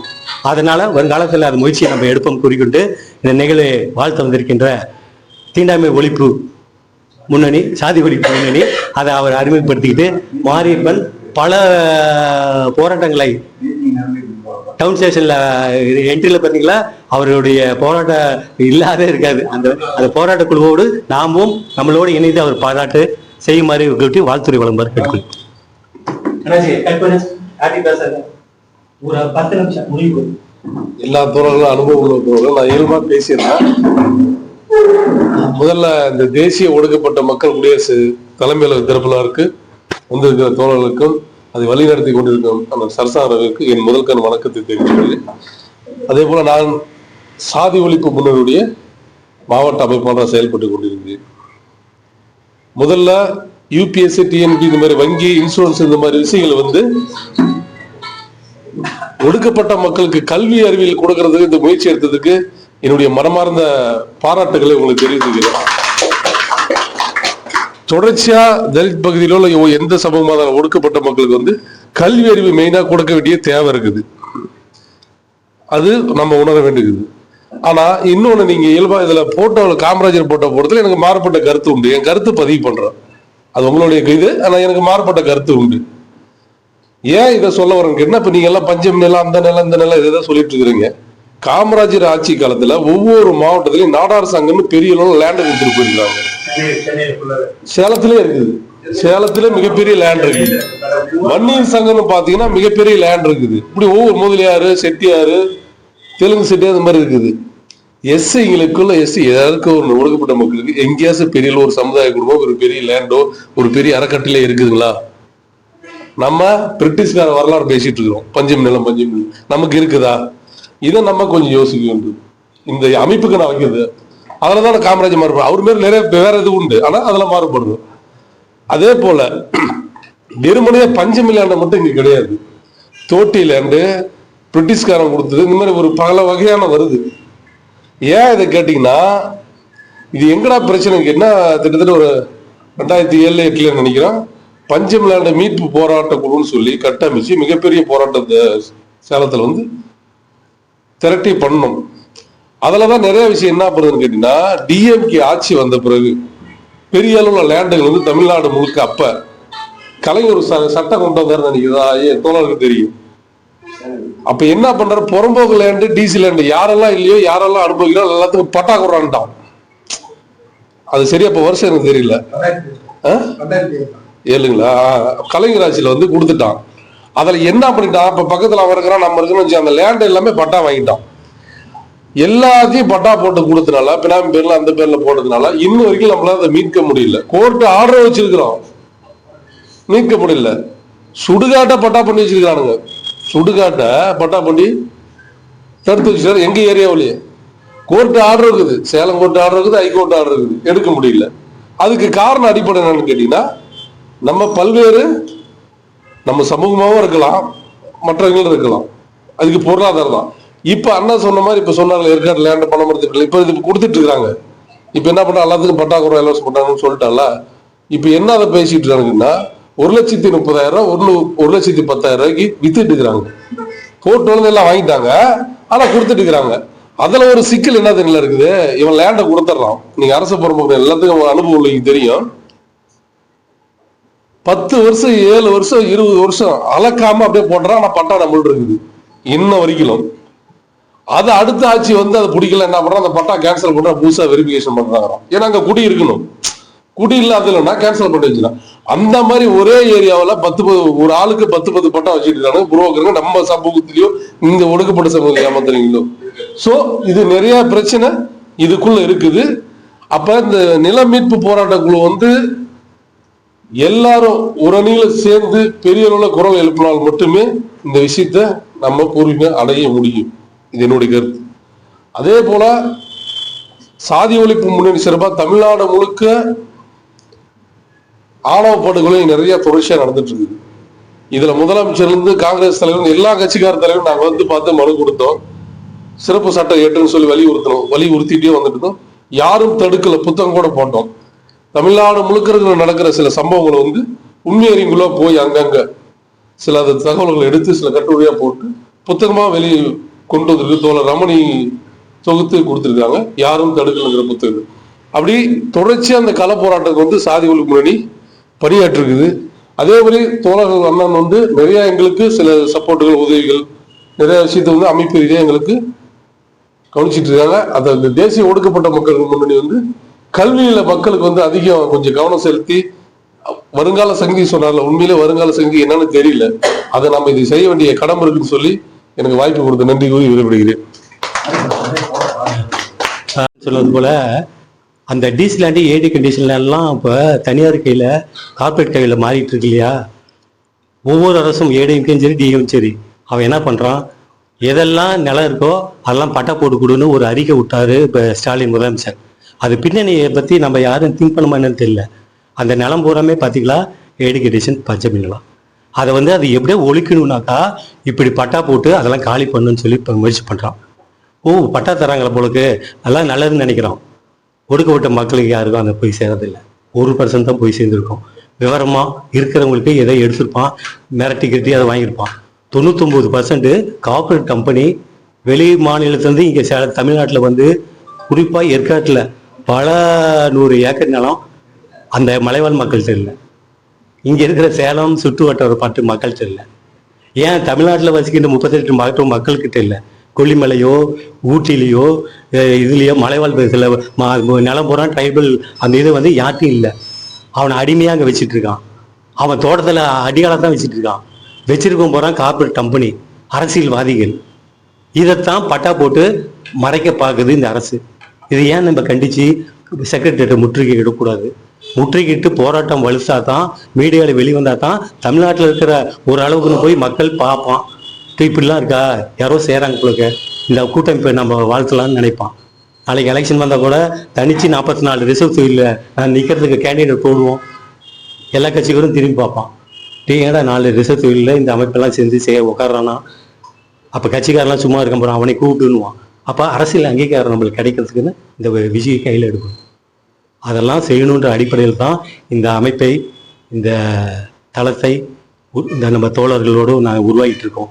கண்டிப்பாக மிக விரைவில் தமிழ்நாடு முழுக்க எதிரொலிப்போம், வளரும். உங்களோட ஒத்துழைப்பு எங்களுக்கு அவசியம் தேவை என்று கூறிக்கொண்டு அடுத்தபடியாக சீனிவாசன் என்ன அமைப்புன்றதை அவரே வாழ்த்தி கிடைச்சிருந்தோம். வெரி குட், நீங்களை வாழ்த்தி பேசுகிறேன். நண்பர்கள் அனைவருக்கும் வணக்கம். இங்கே காலையிலிருந்து தேசிய ஒடுக்கப்பட்ட மக்கள் குடியரசினுடைய இந்த அமைப்பு திறப்பு விழா மிக சிறப்புற நடைபெற்று வருகிறது. எனக்கு சொல்ல ஒரு விஷயம் இருக்கு. சேலம் மாவட்டத்தை தண்டவாளத்திலிருந்து இந்த பக்கம் பிரிச்சிட்டோம்னா ஒரு நகரமாகவும், தண்டவாளத்துக்கு அந்த பக்கம் போயிடுச்சுன்னா இரும்பாலைங்கிற ஒரு பகுதியாகவும் இருக்கு. என்னுடைய தகப்பனார் ரயில்வே துறையில் இருந்தார். அதனால புது ரோட்ல இடதுசாரி ஐக்கியம் நூல் நிலையம் 3 ஆண்டுகளா நான் நடத்திட்டு இருக்கேன். எங்க பகுதி வந்து பழைய சூரமங்கலம். பழைய சூரமங்கலத்துல மிகப்பெரிய அளவுல தலித் மக்கள் வந்து செறிவா வாழக்கூடிய பகுதி. அங்க உள்ள மாணவர்களுக்கு டிஎன்பிஎஸ்சிக்கெல்லாம் ஒரு எளிமையான ஒரு அணில் அளவுக்கு தான் எங்களுடைய இடதுசாரி ஐக்கிய நூல் நிலையம் உதவிட்டு இருந்தது. இந்த அமைப்பின் மூலமா இந்த ஒரு அவங்களுடைய வாசிப்புக்காகவும் அவங்களுடைய எதிர்காலத்துக்காகவும் பெரிய அளவுல இதனுடைய ஒரு கிளை அலுவலகமாவே நான் செயல்படலாம் அப்படிங்கிற ஒரு எண்ணம் எனக்கு இருக்கு. நான் வந்து ஒரு 18 ஆண்டுகளா பெங்களூர்ல கட்டுமான பணிகள்ல இருந்தேன். அதுக்கு பிறகு என்னுடைய தாயார் மறைவுக்கு பிறகு நான் இங்க சேலம் வந்துட்டேன். இங்க வந்து இடதுசாரி கூட்டு இயக்கத்தினுடைய நீங்க சொன்ன மாதிரி வின்சென்ட் மற்றும் மாரியப்பன் தோழர்களோட சேர்ந்து இடதுசாரி கூட்டு இயக்கத்தினுடைய இந்த சேலம் மாவட்டத்துல வந்து நடைபெறக்கூடிய அனைத்து கண்டன ஆர்ப்பாட்டங்கள்லையும் நம்ம வந்து கலந்துக்கிட்டு செயல்பட்டு வரோம். அந்த வகையில இங்க உள்ள சமூகத்துல என்ன தேவை அப்படிங்கிறத பற்றி ஒரு தெளிவான ஒரு பார்வை இருக்கு. அதன்படி நாம வந்து செயல்படுவோம். எனக்கு வந்து கூடுமான அளவுக்கு வந்து பாத்தீங்கன்னா தேசிய ஒடுக்கப்பட்ட மக்கள் குடியரசை வந்து நான் வந்து பயன்படுத்திக்கலாம்னு நினைக்கிறேன். அதே மாதிரி 2026 வந்து நம்ம என்னன்னா தமிழ் துறையில புதினங்கள் எழுதுவது நாவல் அப்படிங்கிறது ஒன்று இருக்கு. அந்த வகையில போன மாதத்துக்கான கூட்டத்தை நான் இங்கே தான் நடத்தினேன். என்னன்னா வர்ற ஒரு 15 பேர் 20 பேர் ஒரு குறிப்பிட்ட நாவலை வாசிச்சுட்டு அதை பற்றி பேசுறது அப்படிங்கிறது. 2வது மாதத்துக்கான ஒரு கூட்டம் கூட ஏற்பாடு பண்ணியிருக்கேன். அது கூட ஐயா கிட்ட வந்து சொல்லலான் இருக்கேன். நான் வந்து உங்களோட மிகவும் வந்து பற்றுறுதியோட செயல்படலான்னு இருக்கேன். நன்றிங்க. காசி அவர்களுக்கு நன்றி. அவரால் முடிந்த அளவுக்கு அந்த லைப்ரரி ஓப்பன் பண்ண சொன்னதே பெரிய விஷயம்.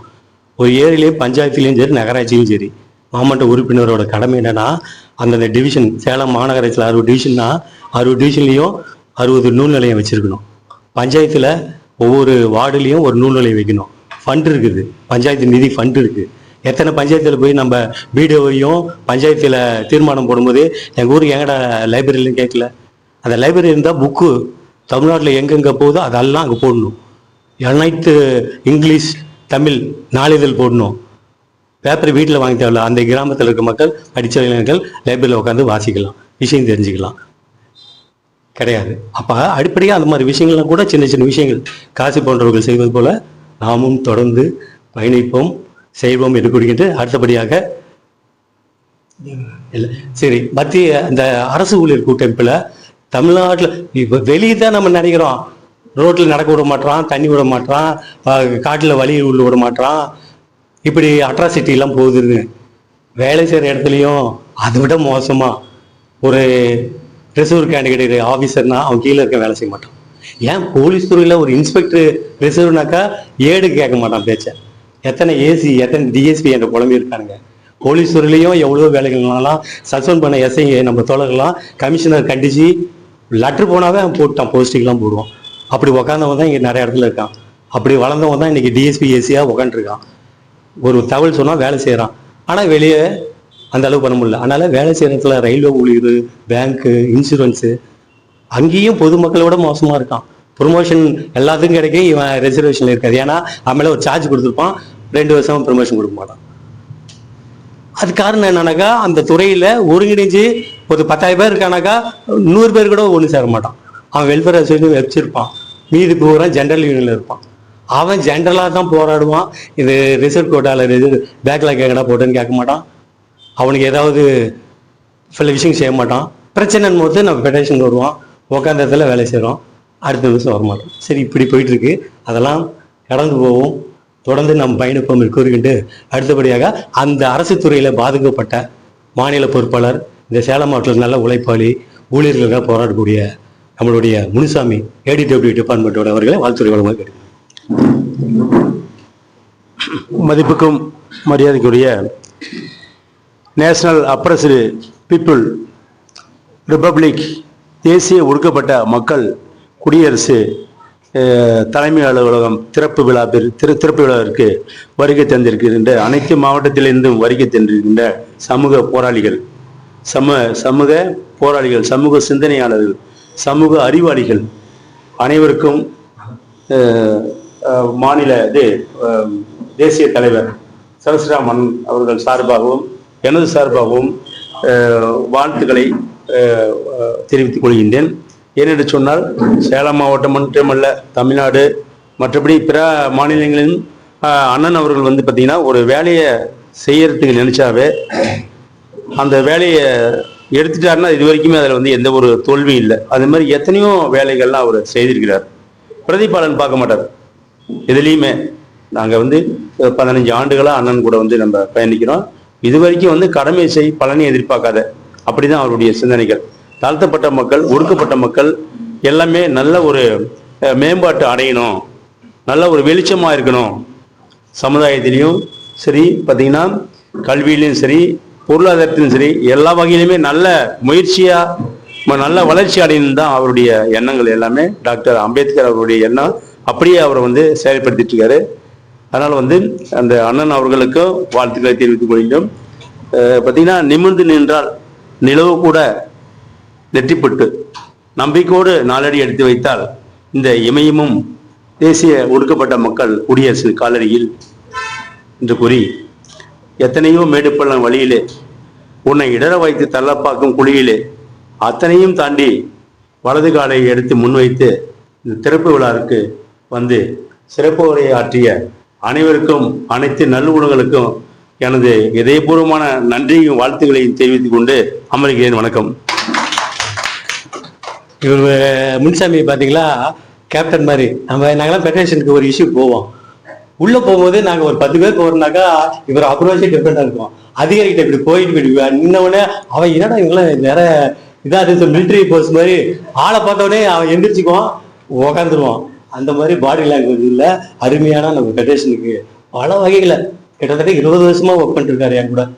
நல்ல நண்பர். அவருக்கும் இந்த நன்றி கூறி, தஞ்சாவூர்லேருந்து வந்து வருகை தந்து சென்னை, கோயம்புத்தூர் எந்த ஊரில் மீட்டிங் சொன்னால் அடுத்து முதல்ல நிற்கிறவர் எங்களுடைய தலைவர், ஒருங்கிணைப்பாளர் கைலாஸ் அண்ணாச்சி தான். அவ்வளோ நம்மளாம் இவ்வளோ ஏஜ்லேயும் போகலாமா யோசிச்சு அப்புறம் டிசைட் பண்ணுறோம். நான் சொன்னேன் நைட்டு பஸ் ஏறிட்டேன் 3 மணிக்குன்னு. இன்னொரு இடத்துல கேட்டாக்கா நான் வந்துட்டேன் 6 மணிக்கு. அப்படிப்பட்ட 10 பேர் இருந்தால் போதும், பல விஷயங்கள் சாதிக்கலாம். 1000 பேர் வச்சு போகிறோன்னு அவசியம் இல்லை. 10 பேர் கரெக்டாக பிளான் பண்ணி 10 from Nowron அப்படின்னு ஒரு படம், இங்கிலீஷ் படம் பார்த்தீங்களா என்னன்னு தெரியல. மிகப்பெரிய ஒரு பெரிய இராணுவம். அந்த இராணுவம் ஒரு சின்ன ஒரு தீவை வந்து கைப்பற்றதுக்கு பிளான் பண்ணுவான். ஒரு நடுவில் ஒரே ஒரு 5 கிலோமீட்டருக்கு ஒரு பாலம் இருக்கும். அந்தாண்ட தீவு, இந்தாண்ட பெரிய மிலிட்ரி ஃபோர்ஸு, லட்சக்கணக்கான ஃபோர்ஸு வரும். நான் வந்து +2 படிக்கும்போது இந்த படம் பார்த்தேன்.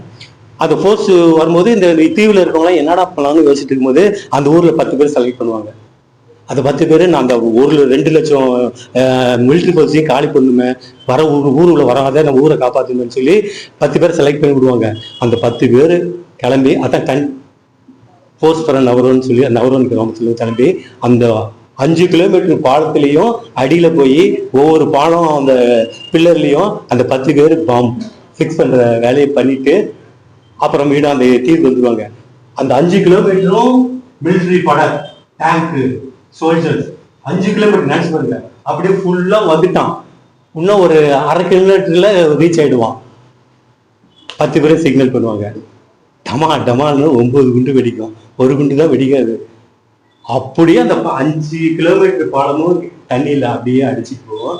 5 லட்சம் அந்த மிலிட்ரி பர்சன் அடிச்சுட்டு போயிடும். அப்போ 5 லட்சம் பெருசா, 10 பேர் உழைப்பு பெருசா? அது மாதிரி நம்ம லட்சக்கணக்கான பட்டியல் மக்கள் வரணும்னு அவசியம் இல்லை, பல்வேறு அமைப்பு வரணும்னு அவசியம் இல்லை. 10 அமைப்புகள் 10 பேர் உட்காந்து பிளான் பண்ணி ஒப்பனை ஆரம்பிச்சா 38 மாதம் ஒரு ரவுண்ட் போனோம்னா கண்டிப்பாக சாதிக்க முடியும், நம்பிக்கை இருக்கு. அடுத்தபடியாக அவர் அந்த மாதிரி உழைக்கின்ற நண்ப கைலாஸ் அண்ணாச்சி வாழ்த்துறை வழங்குமாறு கேட்டுக்கொள்கிறேன்.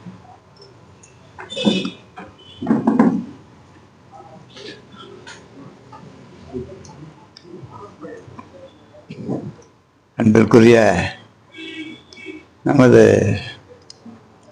இந்த கூட்டத்திற்கு வந்து அமர்ந்திருக்கின்ற அருமை தோழர்களே, நண்பர்களே, ஒவ்வொருவரும் ஒவ்வொரு முறையிலே ஒரு திறம்பட நம்மளுக்கு என்னென்ன தேவை, என்ன செய்யணும் அப்படிங்கிறதெல்லாம் நல்லா எடுத்து வச்சிங்க. அது ரொம்ப மனமகிழ்ச்சியாக இருக்குது. அது இன்னொன்று சொல்லப்போனால், இதை நம்மெல்லாம் வந்து பேசிகிட்டு இருக்கோம். ஆனால் தேசிய தலைவர் அன்புக்குரிய நண்பர் பரசுராமர் அதி மண்ணை நோண்டுனா எப்படி தண்ணி ஊறும்? ஆற்றுல மண் இருக்குல்ல, அந்த மண்ணை தோண்டினா எப்படி வரும் தண்ணி? அதுபோல் அவர் ஒரு அருவி, யாரும் அவர்கிட்ட நிற்க முடியாது. நினைச்சதை சாதிக்கக்கூடிய நண்பர். என் வயசுனா அவர் வயசுன்னா என்னை மிரட்டுவார். எப்போ எழுந்திரிச்சிட்டீங்களா? ராத்திரி இல்லைங்க, என்ன பண்ணிட்டு இருக்கீங்க? நான் வந்துடுறேன் சார், கொஞ்சம் போருங்க. ராத்திரி 3 மணிக்கு குளிச்சுட்டு வாங்க. அங்கே குளிக்காம இங்கே வந்துட்டேங்க. தஞ்சாவூர்லேருந்து போய்ட்டு 3 மணிக்கு புறப்படாமல் இங்கே வந்து சேர முடியும். நான் 9:30க்கெல்லாம் வந்துட்டாங்க. ஐயா உட்காந்துருக்காங்க. அதுக்குள்ளே அங்கேருந்து போகணும் 7 போகணுன்னு. அதுபோல் அவருடைய திறமையை யாராலும் கண்டுபிடிக்க முடியாது. இந்த கட்சியை வந்து ஒடுக்கப்பட்ட மக்கள் குடியரசர் வந்து உற்பத்தி பண்ணதுக்கு அவருக்கு இயக்கத்தை நம்ம எல்லாரும் நன்றி சொல்லணும். அதை விட எனக்கு ஒரு பெரிய அவர் மேலே ஒரு பாசம் என்னன்னா, இதை எத்தனை நாள் கண்டுபிடிச்சிருப்பார் இவர்? இதெல்லாம் எப்படி கண்டுபிடிச்சாரு? இதை எப்படி கொண்டு போகணும்னு நினச்சாரு? அப்படிங்கிறது தான் எனக்கு ஒரு சந்தேகம். அது யாராலையும் சாதிக்க முடியாதுங்க அவர் மாதிரி. மக்களுக்கு என்ன தேவையோ அதையெல்லாம் சட்டப்பூர்வமாக அதை செய்யக்கூடிய ஒரு பெரிய பங்களிப்பு அவர்கிட்ட இருக்கு. அது எல்லாராலையும் முடியாது. இப்போ நான் தஞ்சாவூர் மாவட்டத்தில் தான் இருக்கேன். தஞ்சாவூர் மாவட்டத்தில் இந்த பஞ்சமி நிலம்னு சொல்றீங்களா, அதெல்லாம் எங்களுக்கு தெரியவே தெரியாது. தெரியவே தெரியாது.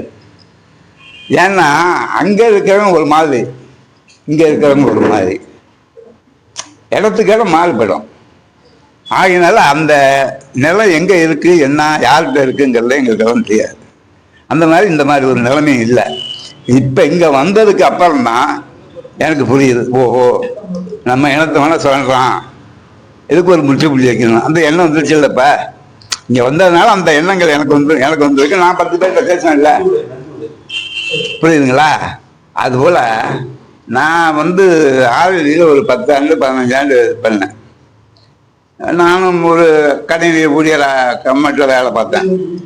13 மாவட்டத்தில் அது சாருக்கு தெரியும். 13 மாவட்டத்தில் நம்ம ஆளுங்களாவே போட்டு வச்சுருக்கேன். கேளுங்க. அது சில பேருக்கு இந்த மாதிரி வந்தால் தான் சில விஷயங்களை புரியும். அப்போ நான் எங்கே தஞ்சாவூரில் இருக்கேன், நீங்கள் என்ன பார்க்க முடியுமா? நான் இப்போ வந்து சொன்னதுனால உங்களுக்கு புரியுது.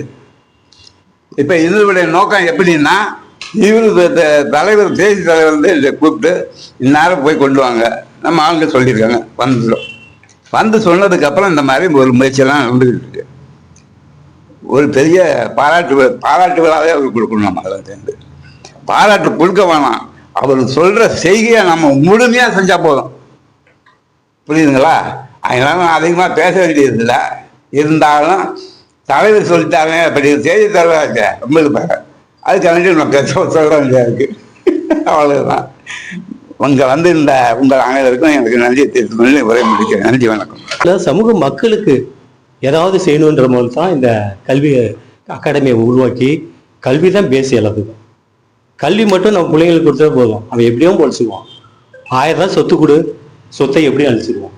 கல்வி கொடுத்துட்டு பேசாமல் இரு, அவன் பொழைச்சிக்குவான்.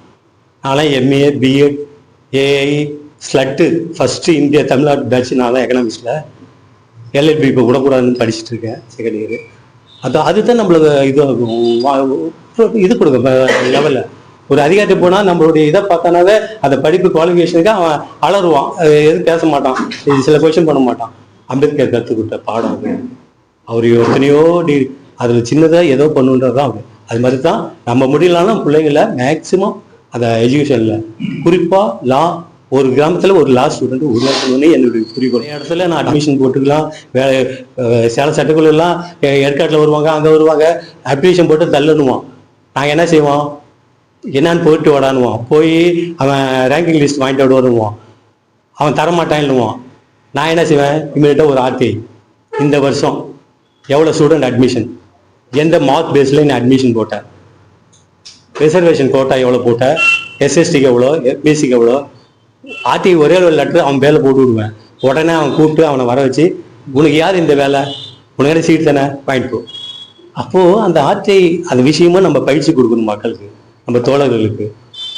அந்த ஃபஸ்ட்டு சிஓபி, அது சென்ட்ரல் பப்ளிக் இன்ஃபர்மேஷன் ஆஃபீஸ்னா என்ன, அவன் எவ்வளோ நாளாக கொடுக்கணும், ஃபஸ்ட்டு அப்பல்லட்டு யார், செகண்ட் அப்பல்லட்டு என்ன, அவன் கமிஷன்ட்டு எப்போ போகணும். நாங்களாம் ஈரோடு, கோயம்புத்தூர், தமிழ்நாட்டில் டெல்லி ஆர்டிஐ கமிஷனரும் அந்த டிஸ்ட்ரிக்ட் கலெக்டரில் இது இருக்கும் சென்ட்ரலைஸ்டு இஷ்யூ. ஆர்டிஐயில் கமிஷன் போட்டால் அந்த வீடியோ கான்ஃபரன்ஸுக்கு ஒவ்வொரு டிஸ்ட்ரிக்ட்லேயும் இருக்குது. நமக்கு சம்மந்தம் வந்துடும், அங்கே போயிட்டு எத்தனை மேட்ரு எல்லா டிபார்ட்மெண்ட் அதிகாரியும் விட்டு வரல வட்டி முடியாதுன்றதை அடுத்த நாள் கொடுத்துருவோன்னு கமிஷன்கிட்ட கெஞ்சுவோம் அந்த வீடியோ கான்ஃபரன்ஸில். அந்த எக்ஸ்பீரியன்ஸ்லாம் பார்த்தா எனக்கு ரொம்ப சந்தோஷம். என்னோட வந்து எவ்வளோ வழக்கறிஞருக்கு சேலத்தில் உருவாக்கியிருக்கேன். அந்த மாதிரி ஏதாவது முடிஞ்சளவு நம்ம செய்யணுன்ற ஆசையில் தான் இந்த அகாடமியை நான் உருவாக்கியிருக்கோம். அறிவுலகன், நலத்தம்பி, பாலசுப்ரமணியம், ராஜா போன்ற தோழர்கள் இன்னும் நிறைய பேர் இங்கே இருக்காங்க. அவங்களெல்லாம் மண்டல பொறுப்பில் போட்டு ஃபீல்டு ஒர்க்கெல்லாம் உட்காந்து பண்ணிகிட்டு இருக்கோம். பக்கத்துலேயே ஒரு ஆஃபீஸ் போட்டோம். டெல்டா ஃபோர்ஸ்னு ஒரு விங்கி தனியாக ஓப்பன் பண்ண போகிறோம். அதோட பணி வேறு டிஃப்ரெண்ட்டு. ஏதாவது பண்ணணும்னு முயற்சியில் தான் இது போயிட்டுருக்கு. அதனால் இந்த நிகழ்ச்சியில் வந்து வாழ்த்திய கைலாச அண்ணாச்சிக்கும் நன்றி கூறி, அடுத்தபடியாக எல்லோருக்கும் வந்திருக்க அனைவருக்கும் என் முதற்கட்ட வணக்கத்தை தெரிவித்துக் கொள்கிறேன். இங்கே புதிய அலுவலக திறப்பு விழாவுக்கு தேசிய ஒடுக்கப்பட்ட மக்கள் குடியரசுக் கட்சியின் சார்பாக வந்திருக்க அனைவருக்கும் என்னுடைய வாழ்த்துக்கள். ஒடுக்கப்பட்ட மக்கள்னா இங்கே சேலம் மாநகரில்னு இல்லை, தமிழ்நாடு முழுக்க எல்லாத்துக்குமே வந்து பிரச்சனைகள் இருக்கிறது. அதை எப்படி கொண்டு போகிறதுன்னு நிறையா பேருக்கு தெரியல. அதோடைய வழிகாட்டியாக தான் இந்த ஆஃபீஸை நம்ம இனிமேல் பார்க்கணும். நமக்கு தெரிஞ்சவங்களாக இருந்தாலும் சரி, இந்த கம்யூனிட்டின்னு இல்லை, எந்த கம்யூனிட்டியாக இருந்தாலும் எல்லாத்தையும் வரவழைத்து அவர்களுக்கு நல்வழியை கொண்டு வருவதற்காக ஒரு குருடர் போல இருக்கிறவர்கள் ஒரு உச்சி மாதிரி அண்ணன் உதவியாக இருந்து நல்வழியை கொண்டு வருவார் என்கிற அடிப்படையில் அவர் வாழ்த்துகிறேன். இப்போ இதில் எழுதியிருக்காரு, வங்கி, ரயில்வே, இன்சூரன்ஸ், பொதுத்துறை போல பயிற்சி, உயர்கல்வி, வேலைவாய்ப்பு துறையெல்லாம் வந்து ஒடுக்கப்பட்ட சமுதாயத்தையும் மற்ற எல்லா சமுதாயத்திலையும் இருந்தாலுமே முக்கியமாக உயர்கல்வி எல்லாத்துக்குமே கல்வி தேவை. இன்னைக்கு கல்வி இல்லைன்னா எந்த ஒரு தொழிலுமே செய்ய முடியாது. ஆர்டினரியாக இப்போ ஒரு தொழில் செய்யறதா கூட கடையை வச்சு ஒரு வியாபாரம் பண்ணுறவங்க கூட இன்னைக்கு ஆன்லைன் மூலமாக ஆப் ஓப்பன் பண்ணி அதை ஆப்ரேட் பண்ணி நிறையா பிஸ்னஸ் கொண்டு வந்துட்டு இருக்காங்க. இன்னைக்கு வீட்டில இருந்தே சாப்பாடு கூட வர்றதுக்கு அளவுக்கு இன்னைக்கு எல்லாமே வந்துருக்குதுன்னா அதில் கொஞ்சமாவது கல்வி அறிவு இருந்தால் தான் நம்ம யூஸ் பண்ண முடியும். எதிர்காலத்தில் நமக்கு எல்லாத்துக்குமே இனிமேல் கம்ப்யூட்டர், செல்ஃபோன் இந்த ஒரு விஷயத்துல தான் இருக்கிறது. ஆகையால் இந்த கல்வித்துறையை வந்து எல்லா சமுதாயத்திற்கும் முக்கியமாக ஒடுக்கப்பட்ட சமுதாய மக்களுக்கு செலுத்த வேண்டும் என்றது என்னுடைய அறிவுரை. இன்னொன்று, கடன் வசதிகள் கூட இன்னைக்கு ஒரு ஃபில்லப் பண்ண தெரியாமல் ஒவ்வொருத்தர் போய் பேங்க்கில் நிற்க அதெல்லாம் பார்த்துருக்கோம். அவங்க வந்து தயவு செய்து எழுதி கொடுப்பா அப்படின்னு சொல்கிறாங்க. அந்த மாதிரி எல்லா கடன் உதவி வசதிகளையும் எல்லா வசதிகளையுமே எல்லாரு மக்களுக்கும் போய் சேரக்கூடிய அறிகுறிகமாக இந்த அலுவலகம் திறக்கப்படுவதை நினைக்கும் போது மிகவும் சந்தோஷமாக இருக்கிறது. முக்கியமாக என்னுடைய தொழில் முறை எல்லாமே ஐயாவுக்கு நல்லாவே தெரியும். இப்பொழுது மிக வேகமாக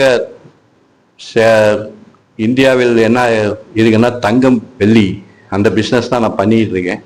இப்போ எட்டக்கூடியாத அளவுக்கு ஒரு சாப்பாட்டுக்கே வழி இல்லாத ஒரு நிலைமைகள்லாம் இன்னைக்கு தங்கத்தை பார்க்கணும்னா ரொம்ப பிரச்சனையா இருக்கு.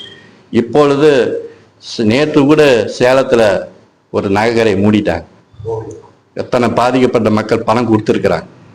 அவங்கெல்லாம் என்ன பண்ணுவாங்க? அவங்களுக்கு எப்படி வழிகாட்டிக்கிறது? தன்னுடைய முதலீடு இப்போ அதிகம் ஆவ எல்லாருமே இன்னைக்கு எல்லாமே முடக்கம் பண்ண பார்க்குறாங்க, உள்ள எடுத்து இது பண்ண பார்க்குறாங்க. அந்த மாதிரி இனிமேல் பிரச்சனை அந்த மாதிரி வரப்போகுது. ஏன்னா முதலீடுங்கிறது தங்க வெள்ளியில தான் சேர போகிறது. ஆகையால் அந்த முதலீடு விஷயமாக தனியாக மார்க்கெட்டிங் வர்த்தக முறையை வந்து இந்த தேசிய ஒடுக்கப்பட்ட மக்கள் குடியரசு கட்சியில் ஒரு பகுதியாக கொடுக்கணும்னு ஐயாவை நான் கண்டிப்பாக கேட்டுக்கிறேன். அதோடைய தெளிவுரையை நான் கண்டிப்பாக கொடுத்தாகும். ஏன்னா இன்னைக்கு மக்கள் வந்து ஒரு விஷயம் என்னன்னா, நம்ம நிலம் எதுலாம் முதலீடு பண்ணி நம்ம வச்சிருக்கலாம். ஏன்னா இன்னைக்கு 10 ரூபாய்க்கு வாங்கினா 10 வருஷம் கழிச்சு 100 ரூபா ஆகும். எப்படி தான் அதிகம் தான் ஆகும். ஆனால் அதுக்கு நாட்கணக்கு இருக்கிறது. ஆனால் தங்க வெள்ளிக்கு வந்து டைமே கிடையாது. இப்போ உடனுக்குடனே முந்தா நாள் வெள்ளிக்கிழமை வந்து என்னுடைய கணக்குப்படி ஒரு நாள் 1 லட்ச ரூபா குறைஞ்சிருக்கு, 1 லட்ச ரூபா ஏறி இருக்கு. ஒரு கிலோவுக்கு 1 லட்ச ரூபாயில ஒருத்தர் 10 கிலோ வாங்கினாரு, 10 லட்ச ரூபா வாங்கிட்டாரு. அப்படி வாங்கிட்டு வந்த அடுத்த நிமிஷமே இறங்கி போயிடுச்சு 10 லட்சம். இப்போ இந்த தொழில் வர்த்தக முறை எல்லாத்தையுமே வந்து பாமர மக்களுக்கு செலுத்த ஒரு பொருளை இவ்வளோ அமௌண்ட் கொடுத்து வாங்கும்போது அவங்களுக்கு இதோடைய அடிப்படை என்ன, இதுக்குள்ள என்ன இருக்கிறது எப்படிங்கிறதையும் அதையும் தெளிவு கொடுக்கணும். அந்த மாதிரி ஒரு பயிற்சியும் கொடுக்கணும், எல்லாத்தையும் தெளிவுமுறைப்படுத்தணும். மற்றும் ஒடுக்கப்பட்ட மக்களுக்கும் மற்ற எல்லா சமுதாய மக்களுக்குமே வழிகாட்டியா இருந்த சரஸ்வராம் ஐயா மிகப்பெரிய சாதனை புரிய என்ற வாழ்த்தி நன்றி.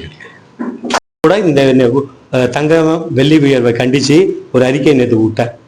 என்னன்னு சொன்னா, இந்த பிஜேபி அரசானது தங்கம் வெள்ளியையும் நடத்துறது யாரு? சாதாரண குடும்பத்தை சேர்ந்த எவனும் நடத்த போறது.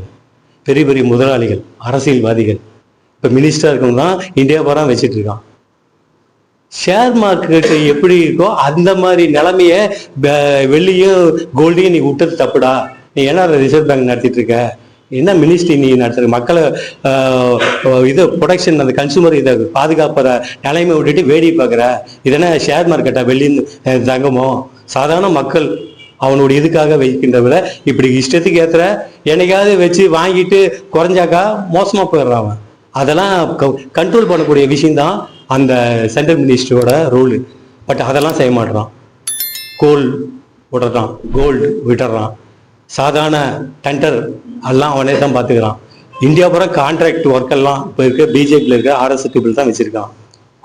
கான்ட்ராக்டு, பெரிய பெரிய கான்ட்ராக்டு, ரயில்வே, இன்சூரன்ஸ், வேறு எல்லாமே சாதாரண மக்கள் எடுக்க முடியாது, எதுவுமே செய்ய முடியாது.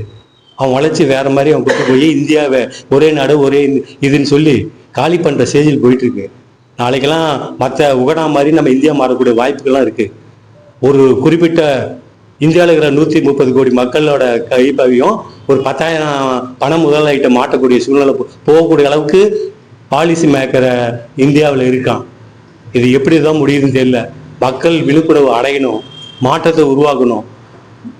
வேற ஒரு ஆட்சி மாற்றி மாதிரி வந்தால் தான் பயப்படாத இருப்பான். கண்டினியூவாக கொடுக்கும்போது அவன் தான் வச்சு சட்டம்னு மிலிட்டரி மாதிரி ஒரு ஹிட்லர் மாதிரி போயிட்டு இருக்கான்.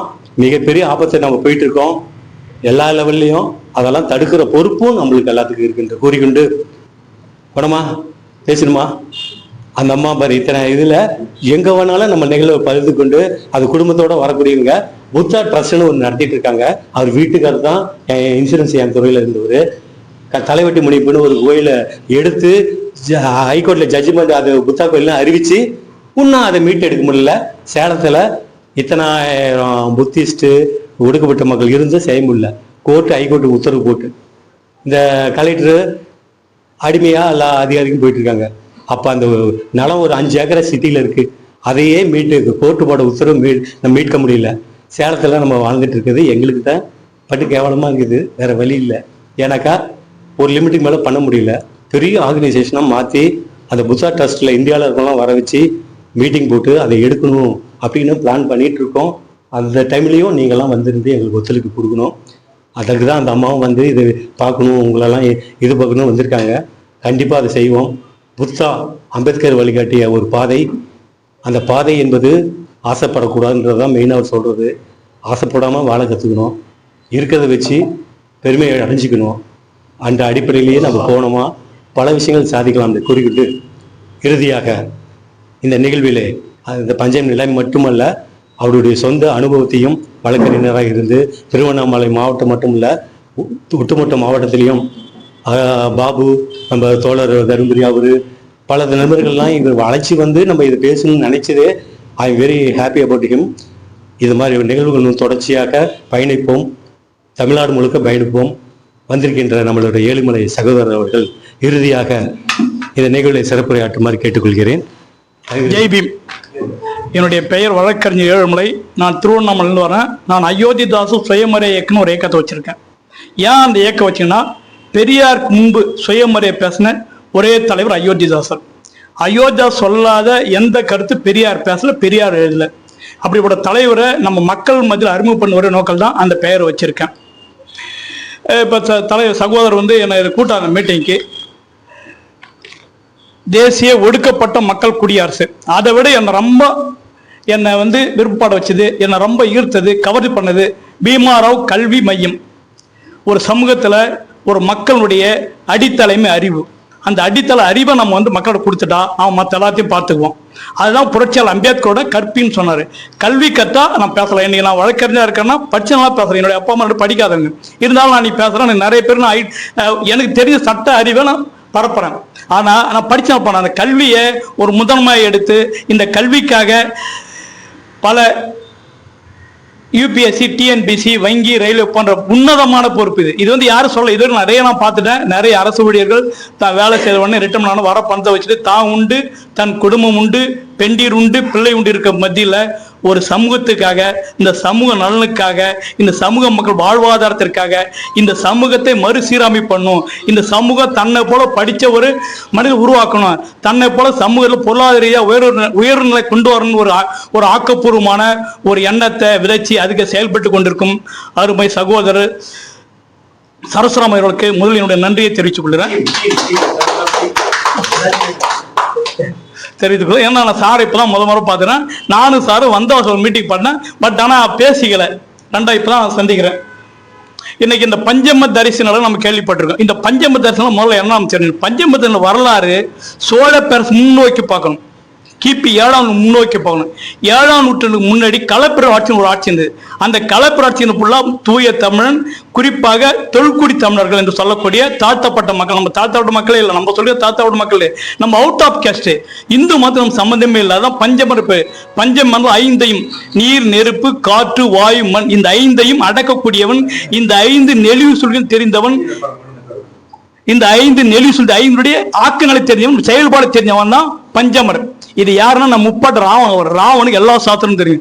ராவனுக்கு திருவள்ளுவருக்கு தெரியும். திருவள்ளுவருக்கு எல்லா சாஸ்திரமும் தெரியும். இப்படிப்பட்ட ஒரு சிறந்த ஒரு இனம் இது. ஆனா காலப்போக்கில் நம்ம எல்லாம் எடுப்பார் கைப்புல அவன் நம்ம பேரை வச்ச ஆரம்பிச்சான். இப்ப நம்ம அப்பாச்சி பேர் வேற. எவனோ வந்தவெல்லாம் வந்து உனக்கு தாழ்த்தப்பட்டவன், பஞ்சவன், ஆதிராவணன், தலித்துன்னு வச்சுனான். ஆனா இந்த பெயர் நமக்கு துளி கூட சம்பந்தம் இல்லாத ஒரு பேர். இந்த மண்ணுடைய பூர்வக்குடி, இந்த மண்ணில் தோன்றிய முதல் மூத்த குடி, இந்த மண்ணையும் இந்த பூமியையும் நேசிக்கிற ஒரு சமூகம் தான் இந்த படையர் பெருங்குடி. இப்படிப்பட்ட சமூகத்தை காலப்போக்கில் வரலாற்றை மாற்றிட்டான். இப்போ அந்த பஞ்சமத சொல்ல அதை பற்றி பேசணும். பஞ்சமதி 7ஆம் நூற்றாண்டு கொண்டு வந்தது. அதாவது ராஜராஜ ஆட்சி முன்னாடி இந்த பஞ்சமர் என்று சொல்லக்கூடிய இனம் வந்து வசதியான நிலச்சுவாந்தர்களாக இருந்தான். அவன் நிலச்சுவான நிலத்தை எல்லாம் இந்த ராஜராஜ சோழன் ஆட்சிக்கு பிறகு இந்த மகளோட பிடிக்கி பல்வேறு மானியமாக தரான். அவனுடைய அந்த சனாதன வேள்விக்காகவும் சனாதன பூஜை புனஸ்காரத்துக்காகவும் இந்த பிராமண கூட்டத்திற்காக இந்த நிலங்களை பிடுங்கி அவனுக்கு கொடுக்குறான் மானியம். அதான் வந்து ஐயர் மானியம், அது தோட்டி மானியம், அடுத்தது இந்த கருமாறு மானியம், நிறைய மானியம் கொடுறான். ஆனா இது மானியம் இல்லை, உன்னுடைய உரிமை. வெள்ளக்கார தெளிவா சொல்ல, இது உரிமை. மானியம் வேற, மானியம் இலவசம். இது இலவசம் இல்லை, இந்த மண்ணுக்கான உரிமை உனக்கு. இந்த மண் உன்னுடைய மண் சொல்ல வெள்ளக்காரன் 1874 ஜேகே திரகன் மீன் ஒருத்தர் வராரு. அவர் வந்து அமெரிக்கா லண்டன்ல இருந்து வராரு. இங்க மாவட்டத்தில் வர வரும்போது இந்த மக்களை பத்தி ஆய்வு பண்றாரு. அதுக்கு முன்னாடி வில்லியம் ஏடியர்ஸ் ஒருத்தர் வந்து ஆய்வு பண்றாரு. அவரு கிறிஸ்துவ பாதிரியார். அவரு வடற்காடுமான்னு சொல்லக்கூடிய சென்னை, செங்கல்பட்டு, திருவள்ளூர், காஞ்சிபுரம் இது போன்ற மாதிரி ஆய்வு பண்ணும்போது ஏன்டா இந்த மக்கள் ஏழ்மையா இருக்கான், இவன் எப்படி வந்து தான் நிலைக்கு வந்தான், இவனுக்கு எப்படி நிலையெல்லாம் போய் ஆய்வு பண்ணும்போது அப்பா சொல்றான், இவரெல்லாம் நிலைச்சு வாழ்ந்தவர்கள், நிலத்தோடு வாழ்ந்தவர்கள். ஒரு விவசாயி தான் விவசாயத்தை பத்தி தெரியும்.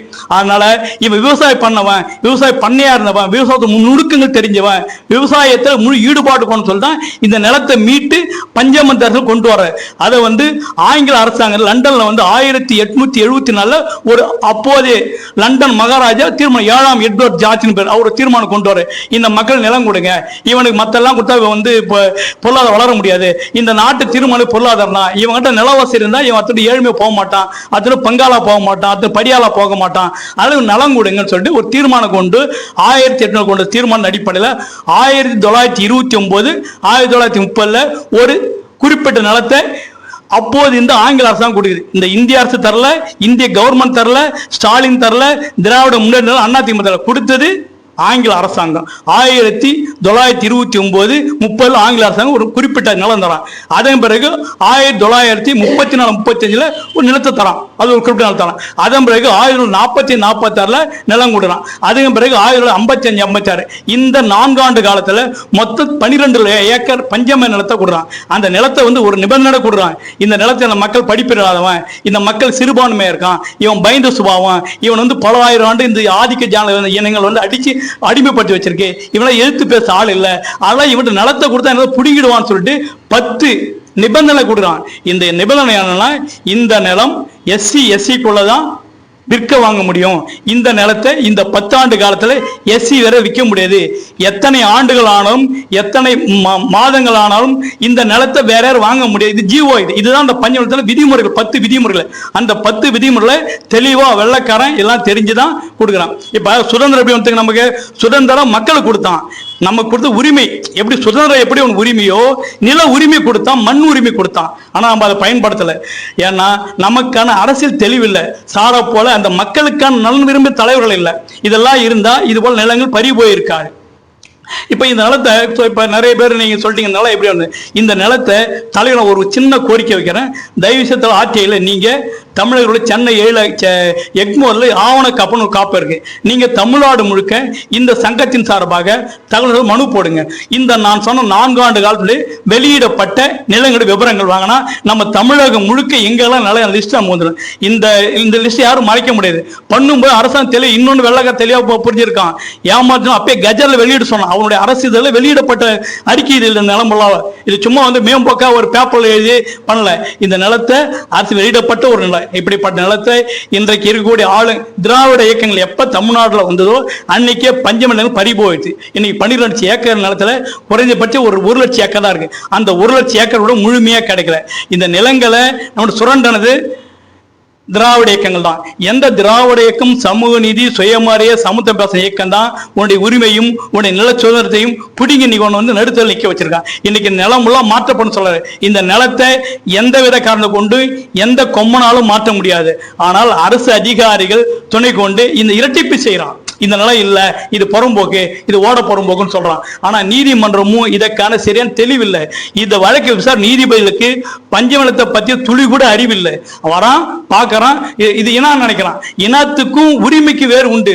சுதந்திரத்துக்கு எப்படி உரிமையோ அதே உரிமை தான் பஞ்சம நில உரிமை. இதை முதல்ல உணரணும். ஆனா உணராம வந்தவன இனமா தரம்பா கிரியா தரமான்னு கொடுத்து அதனால கேஸே க்ளோஸ் பண்ணிடுறான். இனி எத்தனையோ நம்ம பாபு சகோதர நிலங்கள் எல்லாம் பறிக்கப்படுது. ஏன் அரசாங்கம் நம்ம செய்ய மாட்டோம்.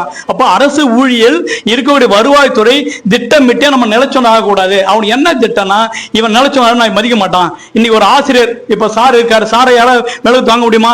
சார் பேச முடியும். எக்கனாமிக்கலா வளர்ந்துடுறாரு. அவர் யாரும் கட்டுப்படுத்த முடியாது. அவருன சிந்தனை இருக்கு, அவருன அறிவு இருக்கு. அப்ப அந்த அறிவு விலை கொடுத்த முடியாது. அதே போலதான் இவன் பொருளாதாரே வளரக்கூடாது.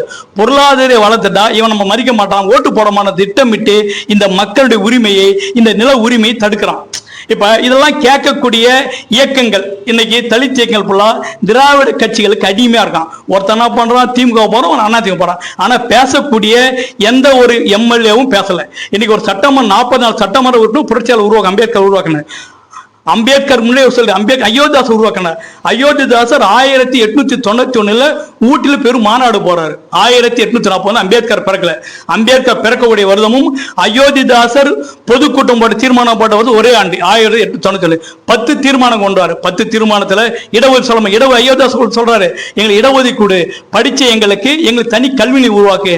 அந்த கல்வி நிலையத்துல எங்கால வாதியாரா போடு, எங்களுக்கு தனி முன்சிப் உண்டு, எங்களுக்கு தனி மாவட்ட பிரிவு ஒன்றிய பிரிவு கொடுங்க அப்படின்னு சொல்லி அப்பயே அயோத்திதாசர் கேட்கிறேன். அதெல்லாம் பேஸ் பண்ணி தான் வரக்கூடிய தலைவர் அதை பேசும் அயோத்திதாசர் ரெட்டமலை சீனிவாசன் கொண்டு வராங்க. அதே போல அம்பேத்கர் சட்ட வடிவம் கொண்டு. அம்பேத்கர் ஏன் சட்ட வடிவம்? அம்பேத்கர் சட்டம் படிச்சிருக்காரு, அம்பேத்கர் அரசியல் ஒரு ஆளுமை இருந்திருக்காரு. அதனால அம்பேத்கர் சொன்னாரு.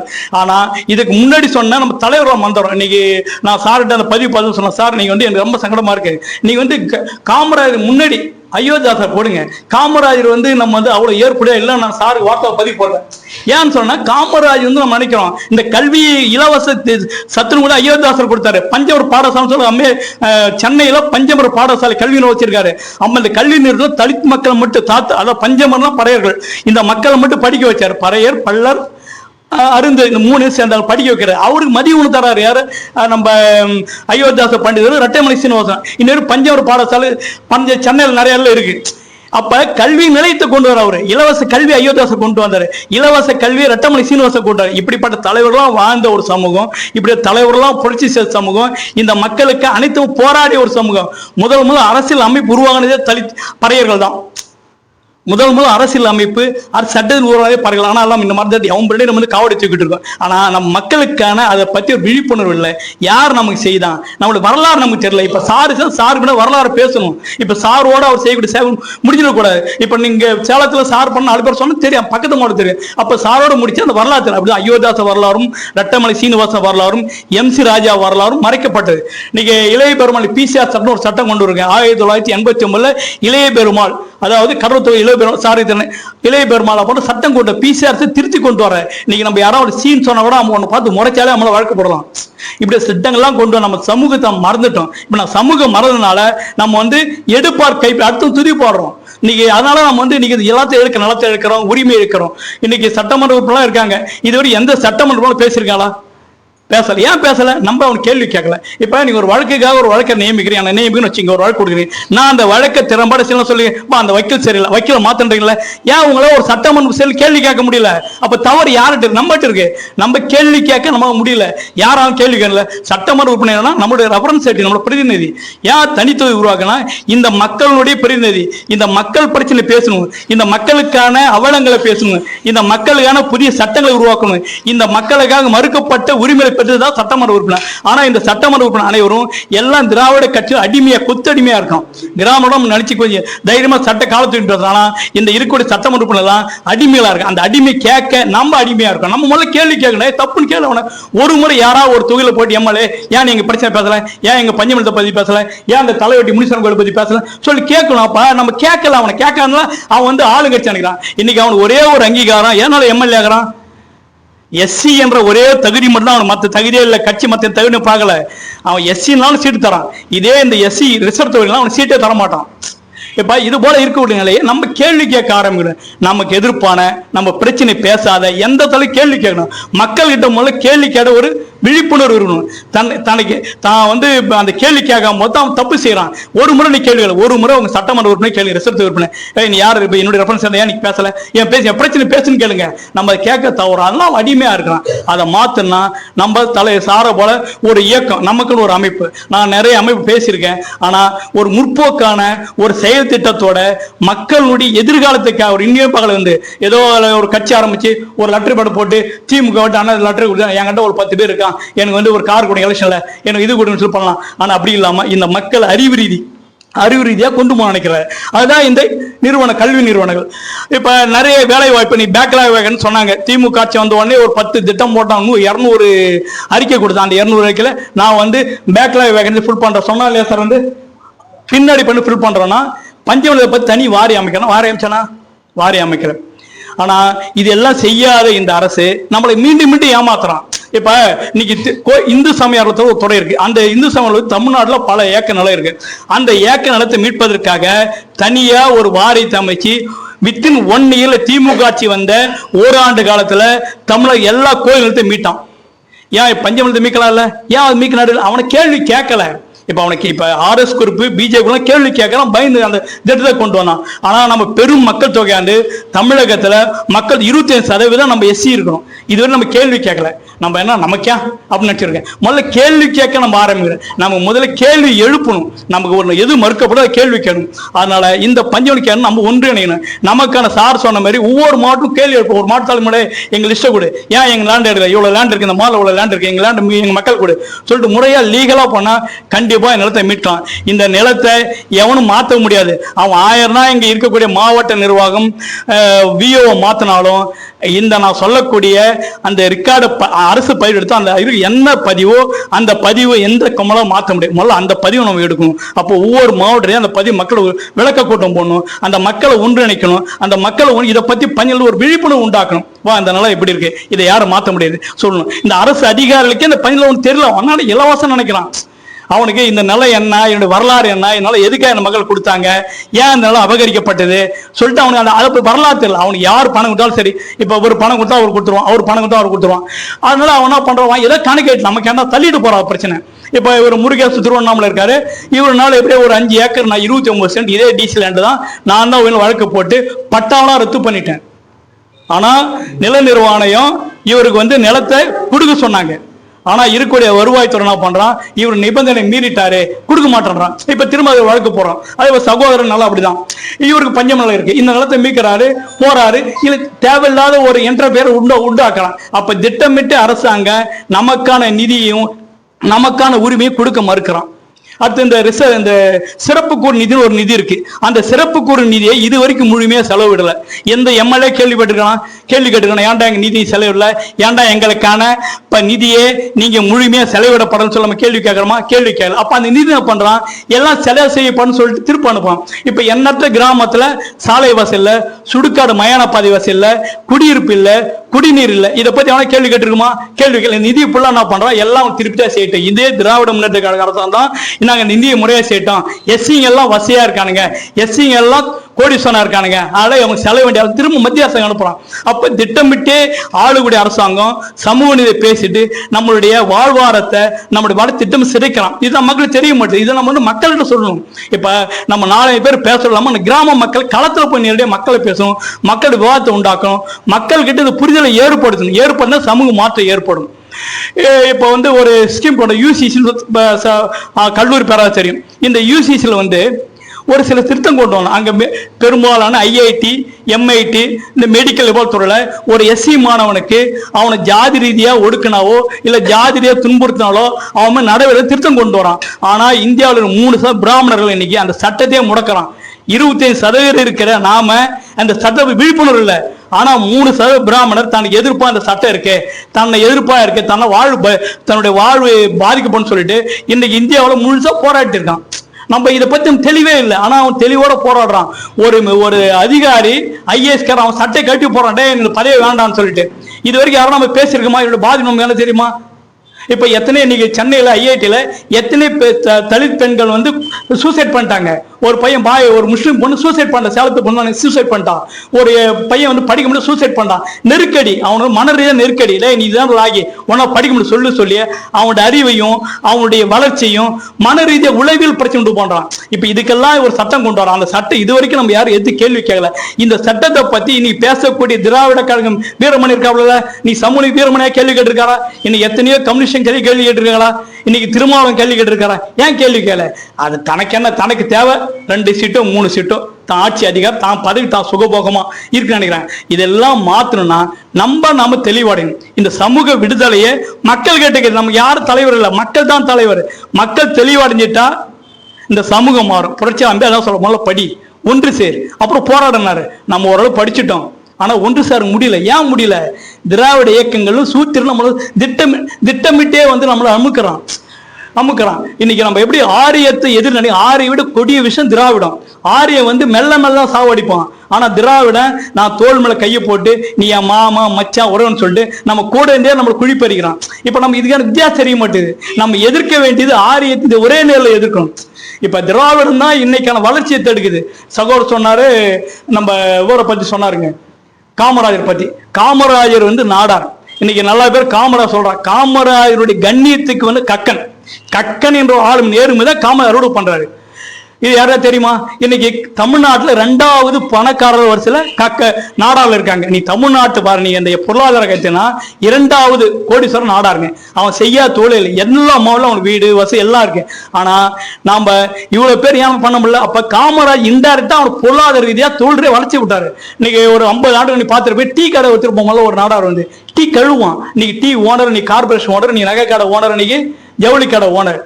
ஏன் அதிகாரம் அவன்கிட்ட போகுது. இன்னைக்கு தமிழ்நாட்டை 3 பிரிவா பிரிங்க. ஒண்ணு வடக்கு, இந்த மேற்கு மண்டலம், வடக்கு மண்டலம், தெற்கு மண்டலம். வடக்கு யார் ஆட்சி? முழுக்க கொங்கு வேளாளர் கவுண்ட். அவனோட ஒற்றுமை இன்னைக்கு அதிகாரம் இருந்தாலும் எல்லாத்தையும் பண்றான். இன்னைக்கு முக்கோபம் கான்ட்ராக்ட் ஃபுல்லா அவன் தான். இன்னைக்கு தமிழ்நாடு கல்வி பெரும்பாலும் அவன் கிட்ட இருக்கு. அடுத்து நீ வண்டியர் சைடு எடுத்தீங்க, வண்டி அந்த வடக்கு மாவட்டம் அவன் கண்ட்ரோல். நீ தெற்கு போங்க, தேவர் மீறி ஒரு அசைவே பண்ண முடியாது. ஏன்? அரசியல் அதிகாரம். அந்த அரசியல் அதிகாரம் வலிமையானது.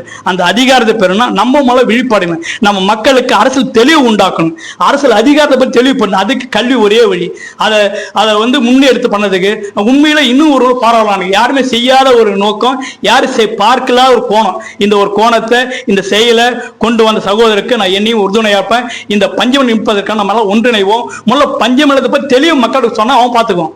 இன்னைக்கு நிறைய ஊர்ல நிறைய இளைஞர்கள் பஞ்சம் பண்ண வழி தெரியல. நீதிமன்றம் நினைக்கணும், நீதிமன்றம் நம்ம சப்போர்ட் நினைக்கணும். நீதிமன்றம் நமக்கான எதிரிலாம் இருக்கக்கூடிய 90% உயர்நீதிமன்ற நீதிபதி பிராமணர்கள், உயர் ஜாதி இந்துக்கள். அவன் என்ன பண்றான், இந்த வழக்கு போனாவே இந்த வழக்கை படிக்க போட்டு போறான். நான் நிறைய வழக்கை பார்த்திருக்கேன். அப்ப அந்த வழக்கை பத்தி படிக்கணும், அவனுக்கு பஞ்சம் என்னன்னு தெளிவாகணும். அதுவே தெரியாத ஒரு நீதிபதி என்ன பண்ண போனா டிஸ்மிஸ் பண்றான். 50 ஆண்டு கடந்து இப்ப ரத்து பண்றான். ஏன்டான்னா இது வந்து சேல் பண்ணிட்டாரு, எஸ்சி கூட சேல் பண்ண சொல்லியிருக்கான், வேற ஆள் சேல் ரத்து பண்ண முடியாது. இப்ப இந்த சகோதர வாக்குல ஒரு டிசி லேண்ட ஒரு பிசி வாங்கியிருக்கான், அதை ரத்து பண்ண அந்த நீதிமன்றம் தெரியல, அதை படிக்கலாம். அப்ப படிச்சா ரத்து பண்ணும், அப்ப அந்த விதிமுறை அவனுக்கு தெரியல. இப்ப அதுக்கான ஒரே வழி மக்கள் போராட்டம் தான். எப்படி RS கும்பலும் பிஜேபி இன்னைக்கு தமிழ்நாடு கூட நிலத்தை மீட்டானோ அப்ப நம்ம எல்லாம் ஒன்றிணைந்து குரல் கொடுக்கணும். ஒன்றிணைந்து குரல் கொடுத்து தனி வாரியம் உருவாக்கணும். எப்படி வக்பு வாரியம் போல தமிழகம் முழுக்க நிலத்தை மீட்க ஒரு வாரியம் உருவாக்கணும். அந்த வாரியம் மூலம் அந்த வார்த்தைகள் எல்லா நிலமும் ஒப்படைக்கணும். அந்த மூலமா ஒரு தனி சட்ட விதிமுறை கொண்டு வரணும். அந்த விதிமுறை அடிப்படையில் நிலத்தை மீட்டு தரணும். அதுக்கு நம்ம மக்களா ஒன்றிணையணும். தலைவர்கள் ஒன்றிணைய மாட்டாங்க. நீங்க 90% தலைவர்கள் வந்து விஷயமே இல்லை. ஒரு மாவட்டத்துக்கு குறைஞ்சபட்சம் 100 அமைப்புகள் இருக்கு, 100 தேசிய தலைவர் இருக்கான், 100 அகில இந்திய தலைவர் இருக்கான். இப்ப தமிழ்நாடு முழுக்க 38 மாவட்டம்னா எனக்கு தெரிஞ்ச 3000 அமைப்பு இருக்கு, 3000 தலைவர் இருக்கான். ஆனா ஒண்ணு செய்யல, எலெக்ஷன் மட்டும். இப்ப அறகுறை புரிதோடு போற தலைவர் இதெல்லாம் ஒடுக்கணும். மக்கள் அணி திரட்டும், மக்களோட கருத்துல பதவணும், மக்களோட பஞ்சவள பத்தி சொல்லணும், சிறப்புக்கு நிதியை பத்தி சொல்லணும், அந்த தனித்தொகுதி பத்தி சொல்லணும்.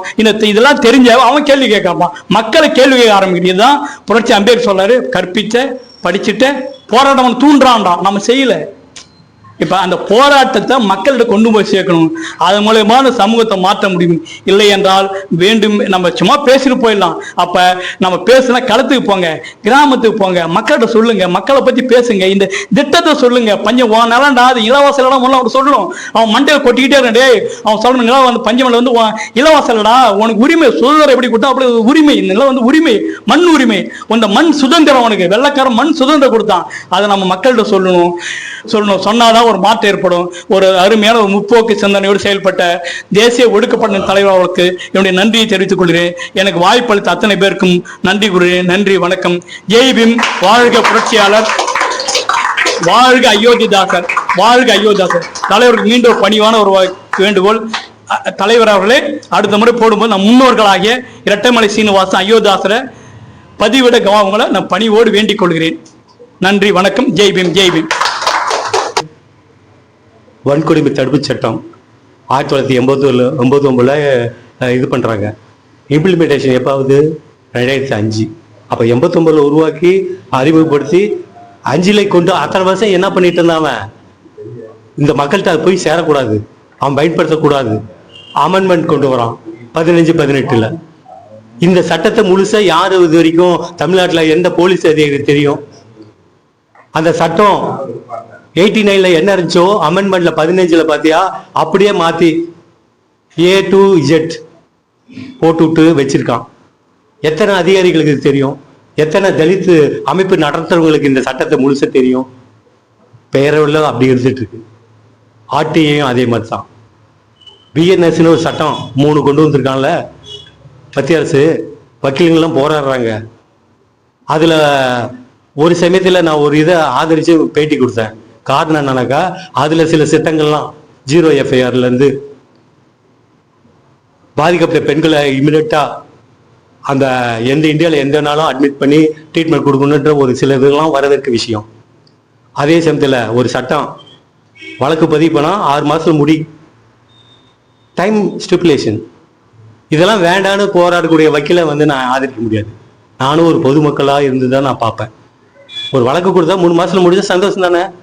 துறையிலேயே ஒருத்த மேல இது பண்றான், சஸ்பெண்ட் ஆர்டர் கொடுப்பான்.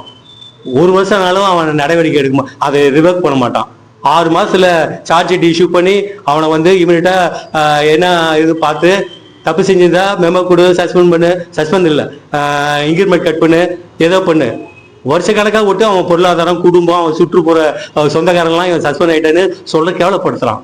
இதெல்லாம் யாராவது போராடி இருக்காங்களா? இந்தியாவில் இருக்க அத்தனை துறை நலச்சங்க நிர்வாகிகள். அப்புறம் சாதாரண மக்கள் எங்க போய் இந்த பஞ்சம் நிலத்தை பத்தி போராட முடியும்? அந்த ஆக்ட் 98 அந்த பிரிட்டிஷ்காரன் கொடுத்ததை பத்தி யாருக்கு இன்னும் தெரியுது? இப்ப இருக்கிற நியூ ஜென்ரேஷன் சும்மா படிச்சுட்டு ஓடுறோம். இந்த அம்பேத்கர் பத்தியோ ரெட்டைப்பிள்ளை சீனிவாசனோ அயோத்திதாசை பத்தியோ யாருக்கும் தெரியல. தோழர் சொன்னது போல இது ஏற்கனவே டிசைன் பண்ணனால அவர் அறிவிச்ச பிறகு நம்ம மாற்ற முடியல. அடுத்த கூட்டத்தில் தீர்மானம் பாஸ் பண்ணி ரெட்டைப்பிள்ளை சீனிவாசனும் அயோத்தி அவர்கள் பண்ணவும் கண்டிப்பா இருக்கும். பெரும்பாலும் இந்தியா முழுவதும் இவங்க 2 பேருடைய பெயர்கள், படங்கள், இவர் போன்ற புலமை அறிந்தவர்கள் பதிவு பண்ணி வர்றதை நான் பார்த்துட்டு தான் இருக்கேன். ஆனா நமக்கு பெரும்பாலும் தெரிந்த ஐகான் வந்து டாக்டர் BR. அவருக்கு முன்னாலே இவங்கெல்லாம் போராடிய விஷயம் போய் ரீச் ஆகல. காரணம் அதை பத்தி படிப்பினை இல்லை.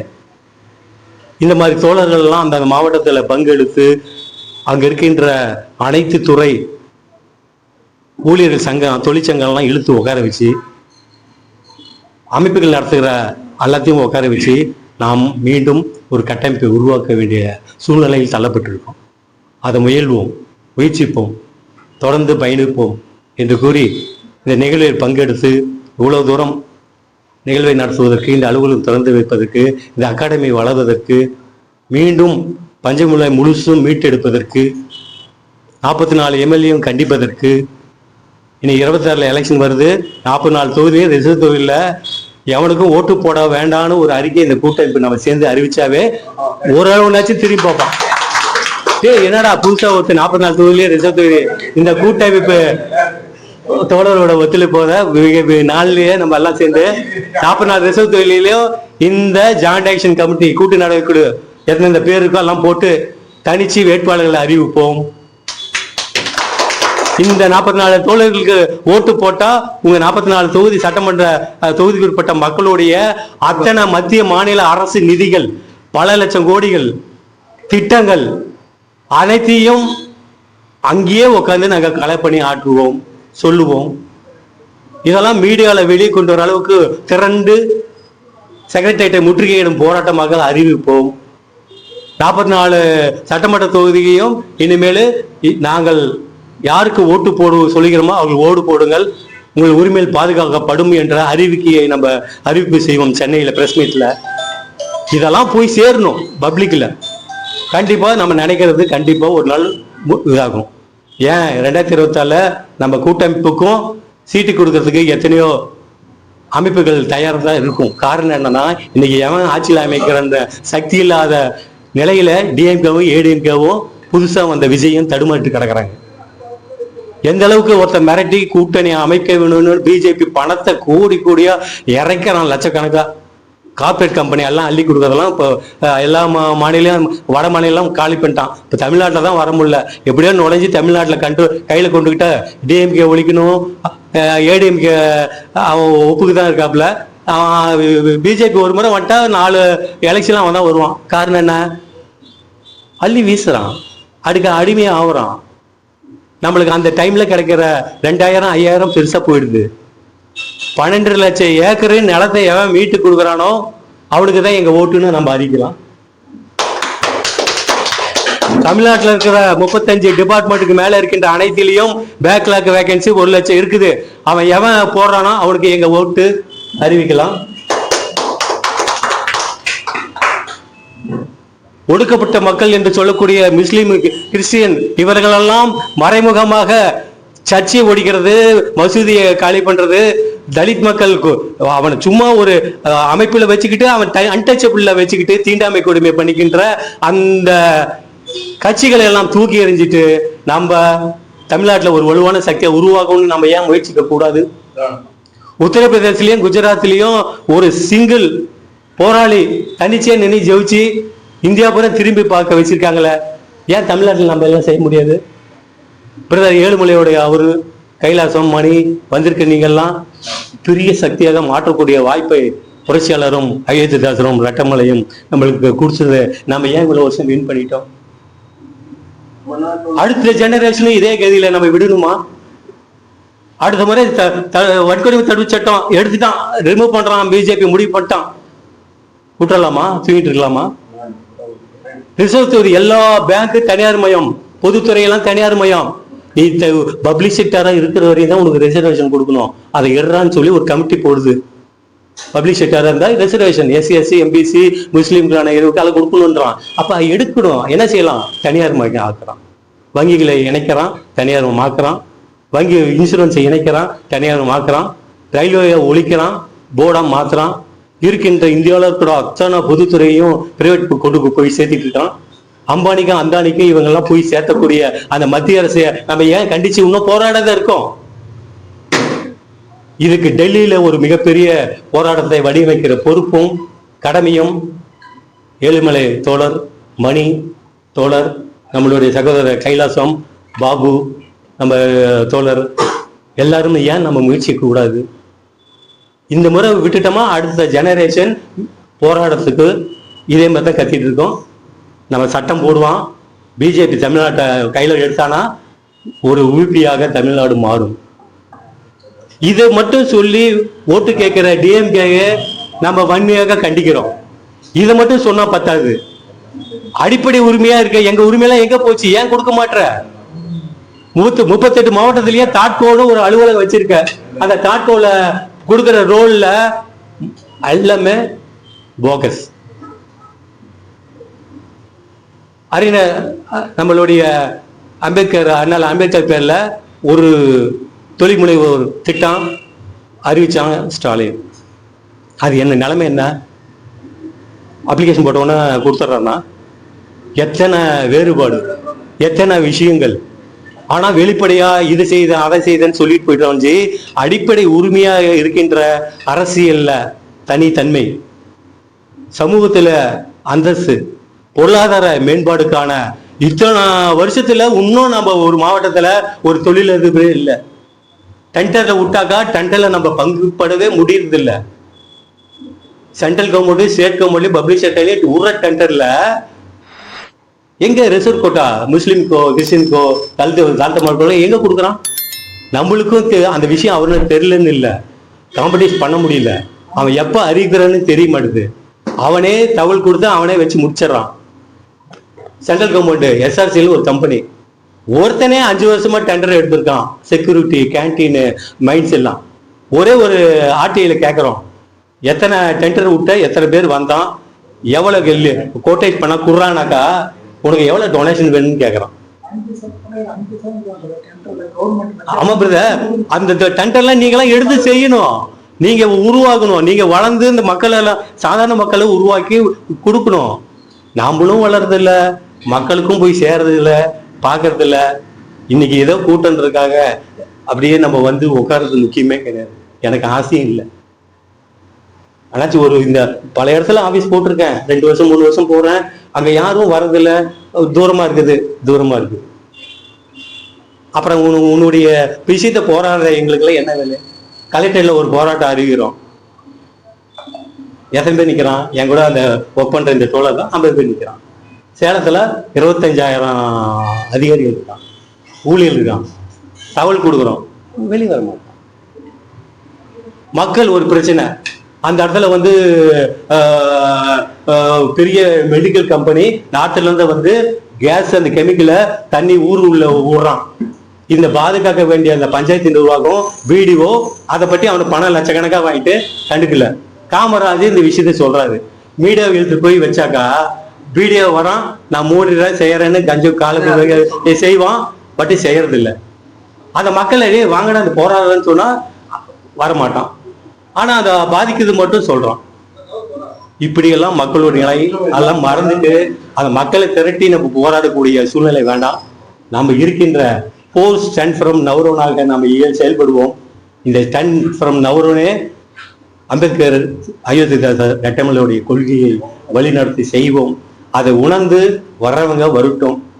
நாம இருக்கிற காலத்துல முயற்சி செய்து போயிட்டு பயணிப்போம். பின்னால யார் வரும்னு பார்க்க வேண்டாம் என்று கூறி இந்த நிகழ்வை பங்கு பெற்ற உங்க அனைவருக்கும் நம்ம தேசிய ஒடுக்கப்பட்ட மக்கள் குடியரசு சார்பாகவும், அந்த மண்டல குழு சார்பாகவும், மாவட்ட குழு சார்பாகவும் வந்திருக்க உங்க அனைவருக்கும் நன்றி. மக்கள் குடியரசு இந்த துவக்க விழாவுக்கு வருகை புரிந்திருக்கின்ற தமிழ்நாட்டின் பிற மாவட்டங்களிலிருந்து இங்கு வருகை புரிந்திருக்கின்ற உங்கள் எல்லோருக்கும் முதலில் நான் நன்றி தெரிவித்துக் கொள்கின்றேன். ஏனென்றால் எத்தனையோ கூட்டங்களை நான் கலந்து கொண்டு இருக்கின்றேன். ஆனால் இன்று ஒரு சில உண்மைகளை, அடிப்படை உண்மைகளை எடுத்துரைத்தார் ஏழுமலை அவர்களை நான் ரொம்பவும் மிகவும் பாராட்டுகிறேன். இவரை போன்றவர்களை நாம் வந்து அவருக்கு கையை தட்டி நம்ம தூக்கி விடணும். அவருக்கு ஆதரவு கொடுத்தால்தான் எப்படி நம்மளை எல்லாம் மடக்கி வைத்திருக்கிறார்கள், நாம் எந்த அளவுக்கு நம்ம முட்டாள்தனமா வாழ்ந்து கொண்டு இருந்திருக்கிறோம் என்ற இந்த உண்மையான சம்பவத்தை நாம் புரிந்து கொள்ள முடியும். ஆகவே அடுத்த முறை சேலத்திலே நடக்கும்போது 7 மணிக்கு ஒரு இங்க எல்லோரையும் ஒன்றிணைக்கூடிய நம்ம அந்த மாதிரி ஒரு அமைப்பை ஏற்படுத்தி அதுக்கு அவருக்கு தலைமை பதவி கொடுத்து இதை நாம் வந்து கொஞ்சம் உற்சாகப்படுத்த வேண்டும் என்று நான் இந்த கூட்டத்திலே நான் கேட்டுக்கொள்கின்றேன். அடுத்தபடியாக ஒரே ஒரு பாயிண்ட் மட்டும், இந்த ஏற்காட்டில் வந்து ஒருத்தர் கூட பட்டாளி கிடையாது யாருக்குமே. அது பூராமே புறம்போக்கு தான், அரசாங்க நிலம் தான் எல்லாம். அது இந்த பிரச்சனை என்கிட்ட வந்தது. எப்பா இது வந்து தனி ஒரு மனுஷன் நம்ம போராட முடியாது, இதுல பூரா எல்லாம் அரசியல்வாதி உள்ள புகுந்து அவன் 400 ஏக்கரா 500 ஏக்கரா வச்சுட்டு இருக்கிறான். நாம தனி மனிதன் ஒன்றும் போராடி இதை ஜெயிக்க முடியாது. இது ஒரு பெரிய பிரச்சனை. அதனால நம்ம தலித் அமைப்பில் இருக்கிற ஆர்வமுள்ள ஆட்களை வச்சு உள்ள நம்மகிட்டையும் பேசுவான், எதிர்கிட்டையும் கட்சியிலும் போய் பேசிக்குவான். நம்மளை காட்டி கொடுத்து வாழ்ந்துட்டு இருக்கிறவன் இப்படியே ஒரு கூட்டம் இருந்துகிட்டு இருக்குது. நீ எவ்வளவுதான் நல்லா நடத்தினாலும் இப்ப நம்ம ரவி சார் இருக்காருன்னா, இன்னைக்கு சசாந்த் ரவி நடத்துறாருன்னா, இதுக்கு இப்ப எவ்வளவு தூரம் இது முடிக்கலாம் அப்படி திட்டம் அரசியல்வாதி போடுவான், நம்மள பிஸ்கெட் பண்ணுவான்.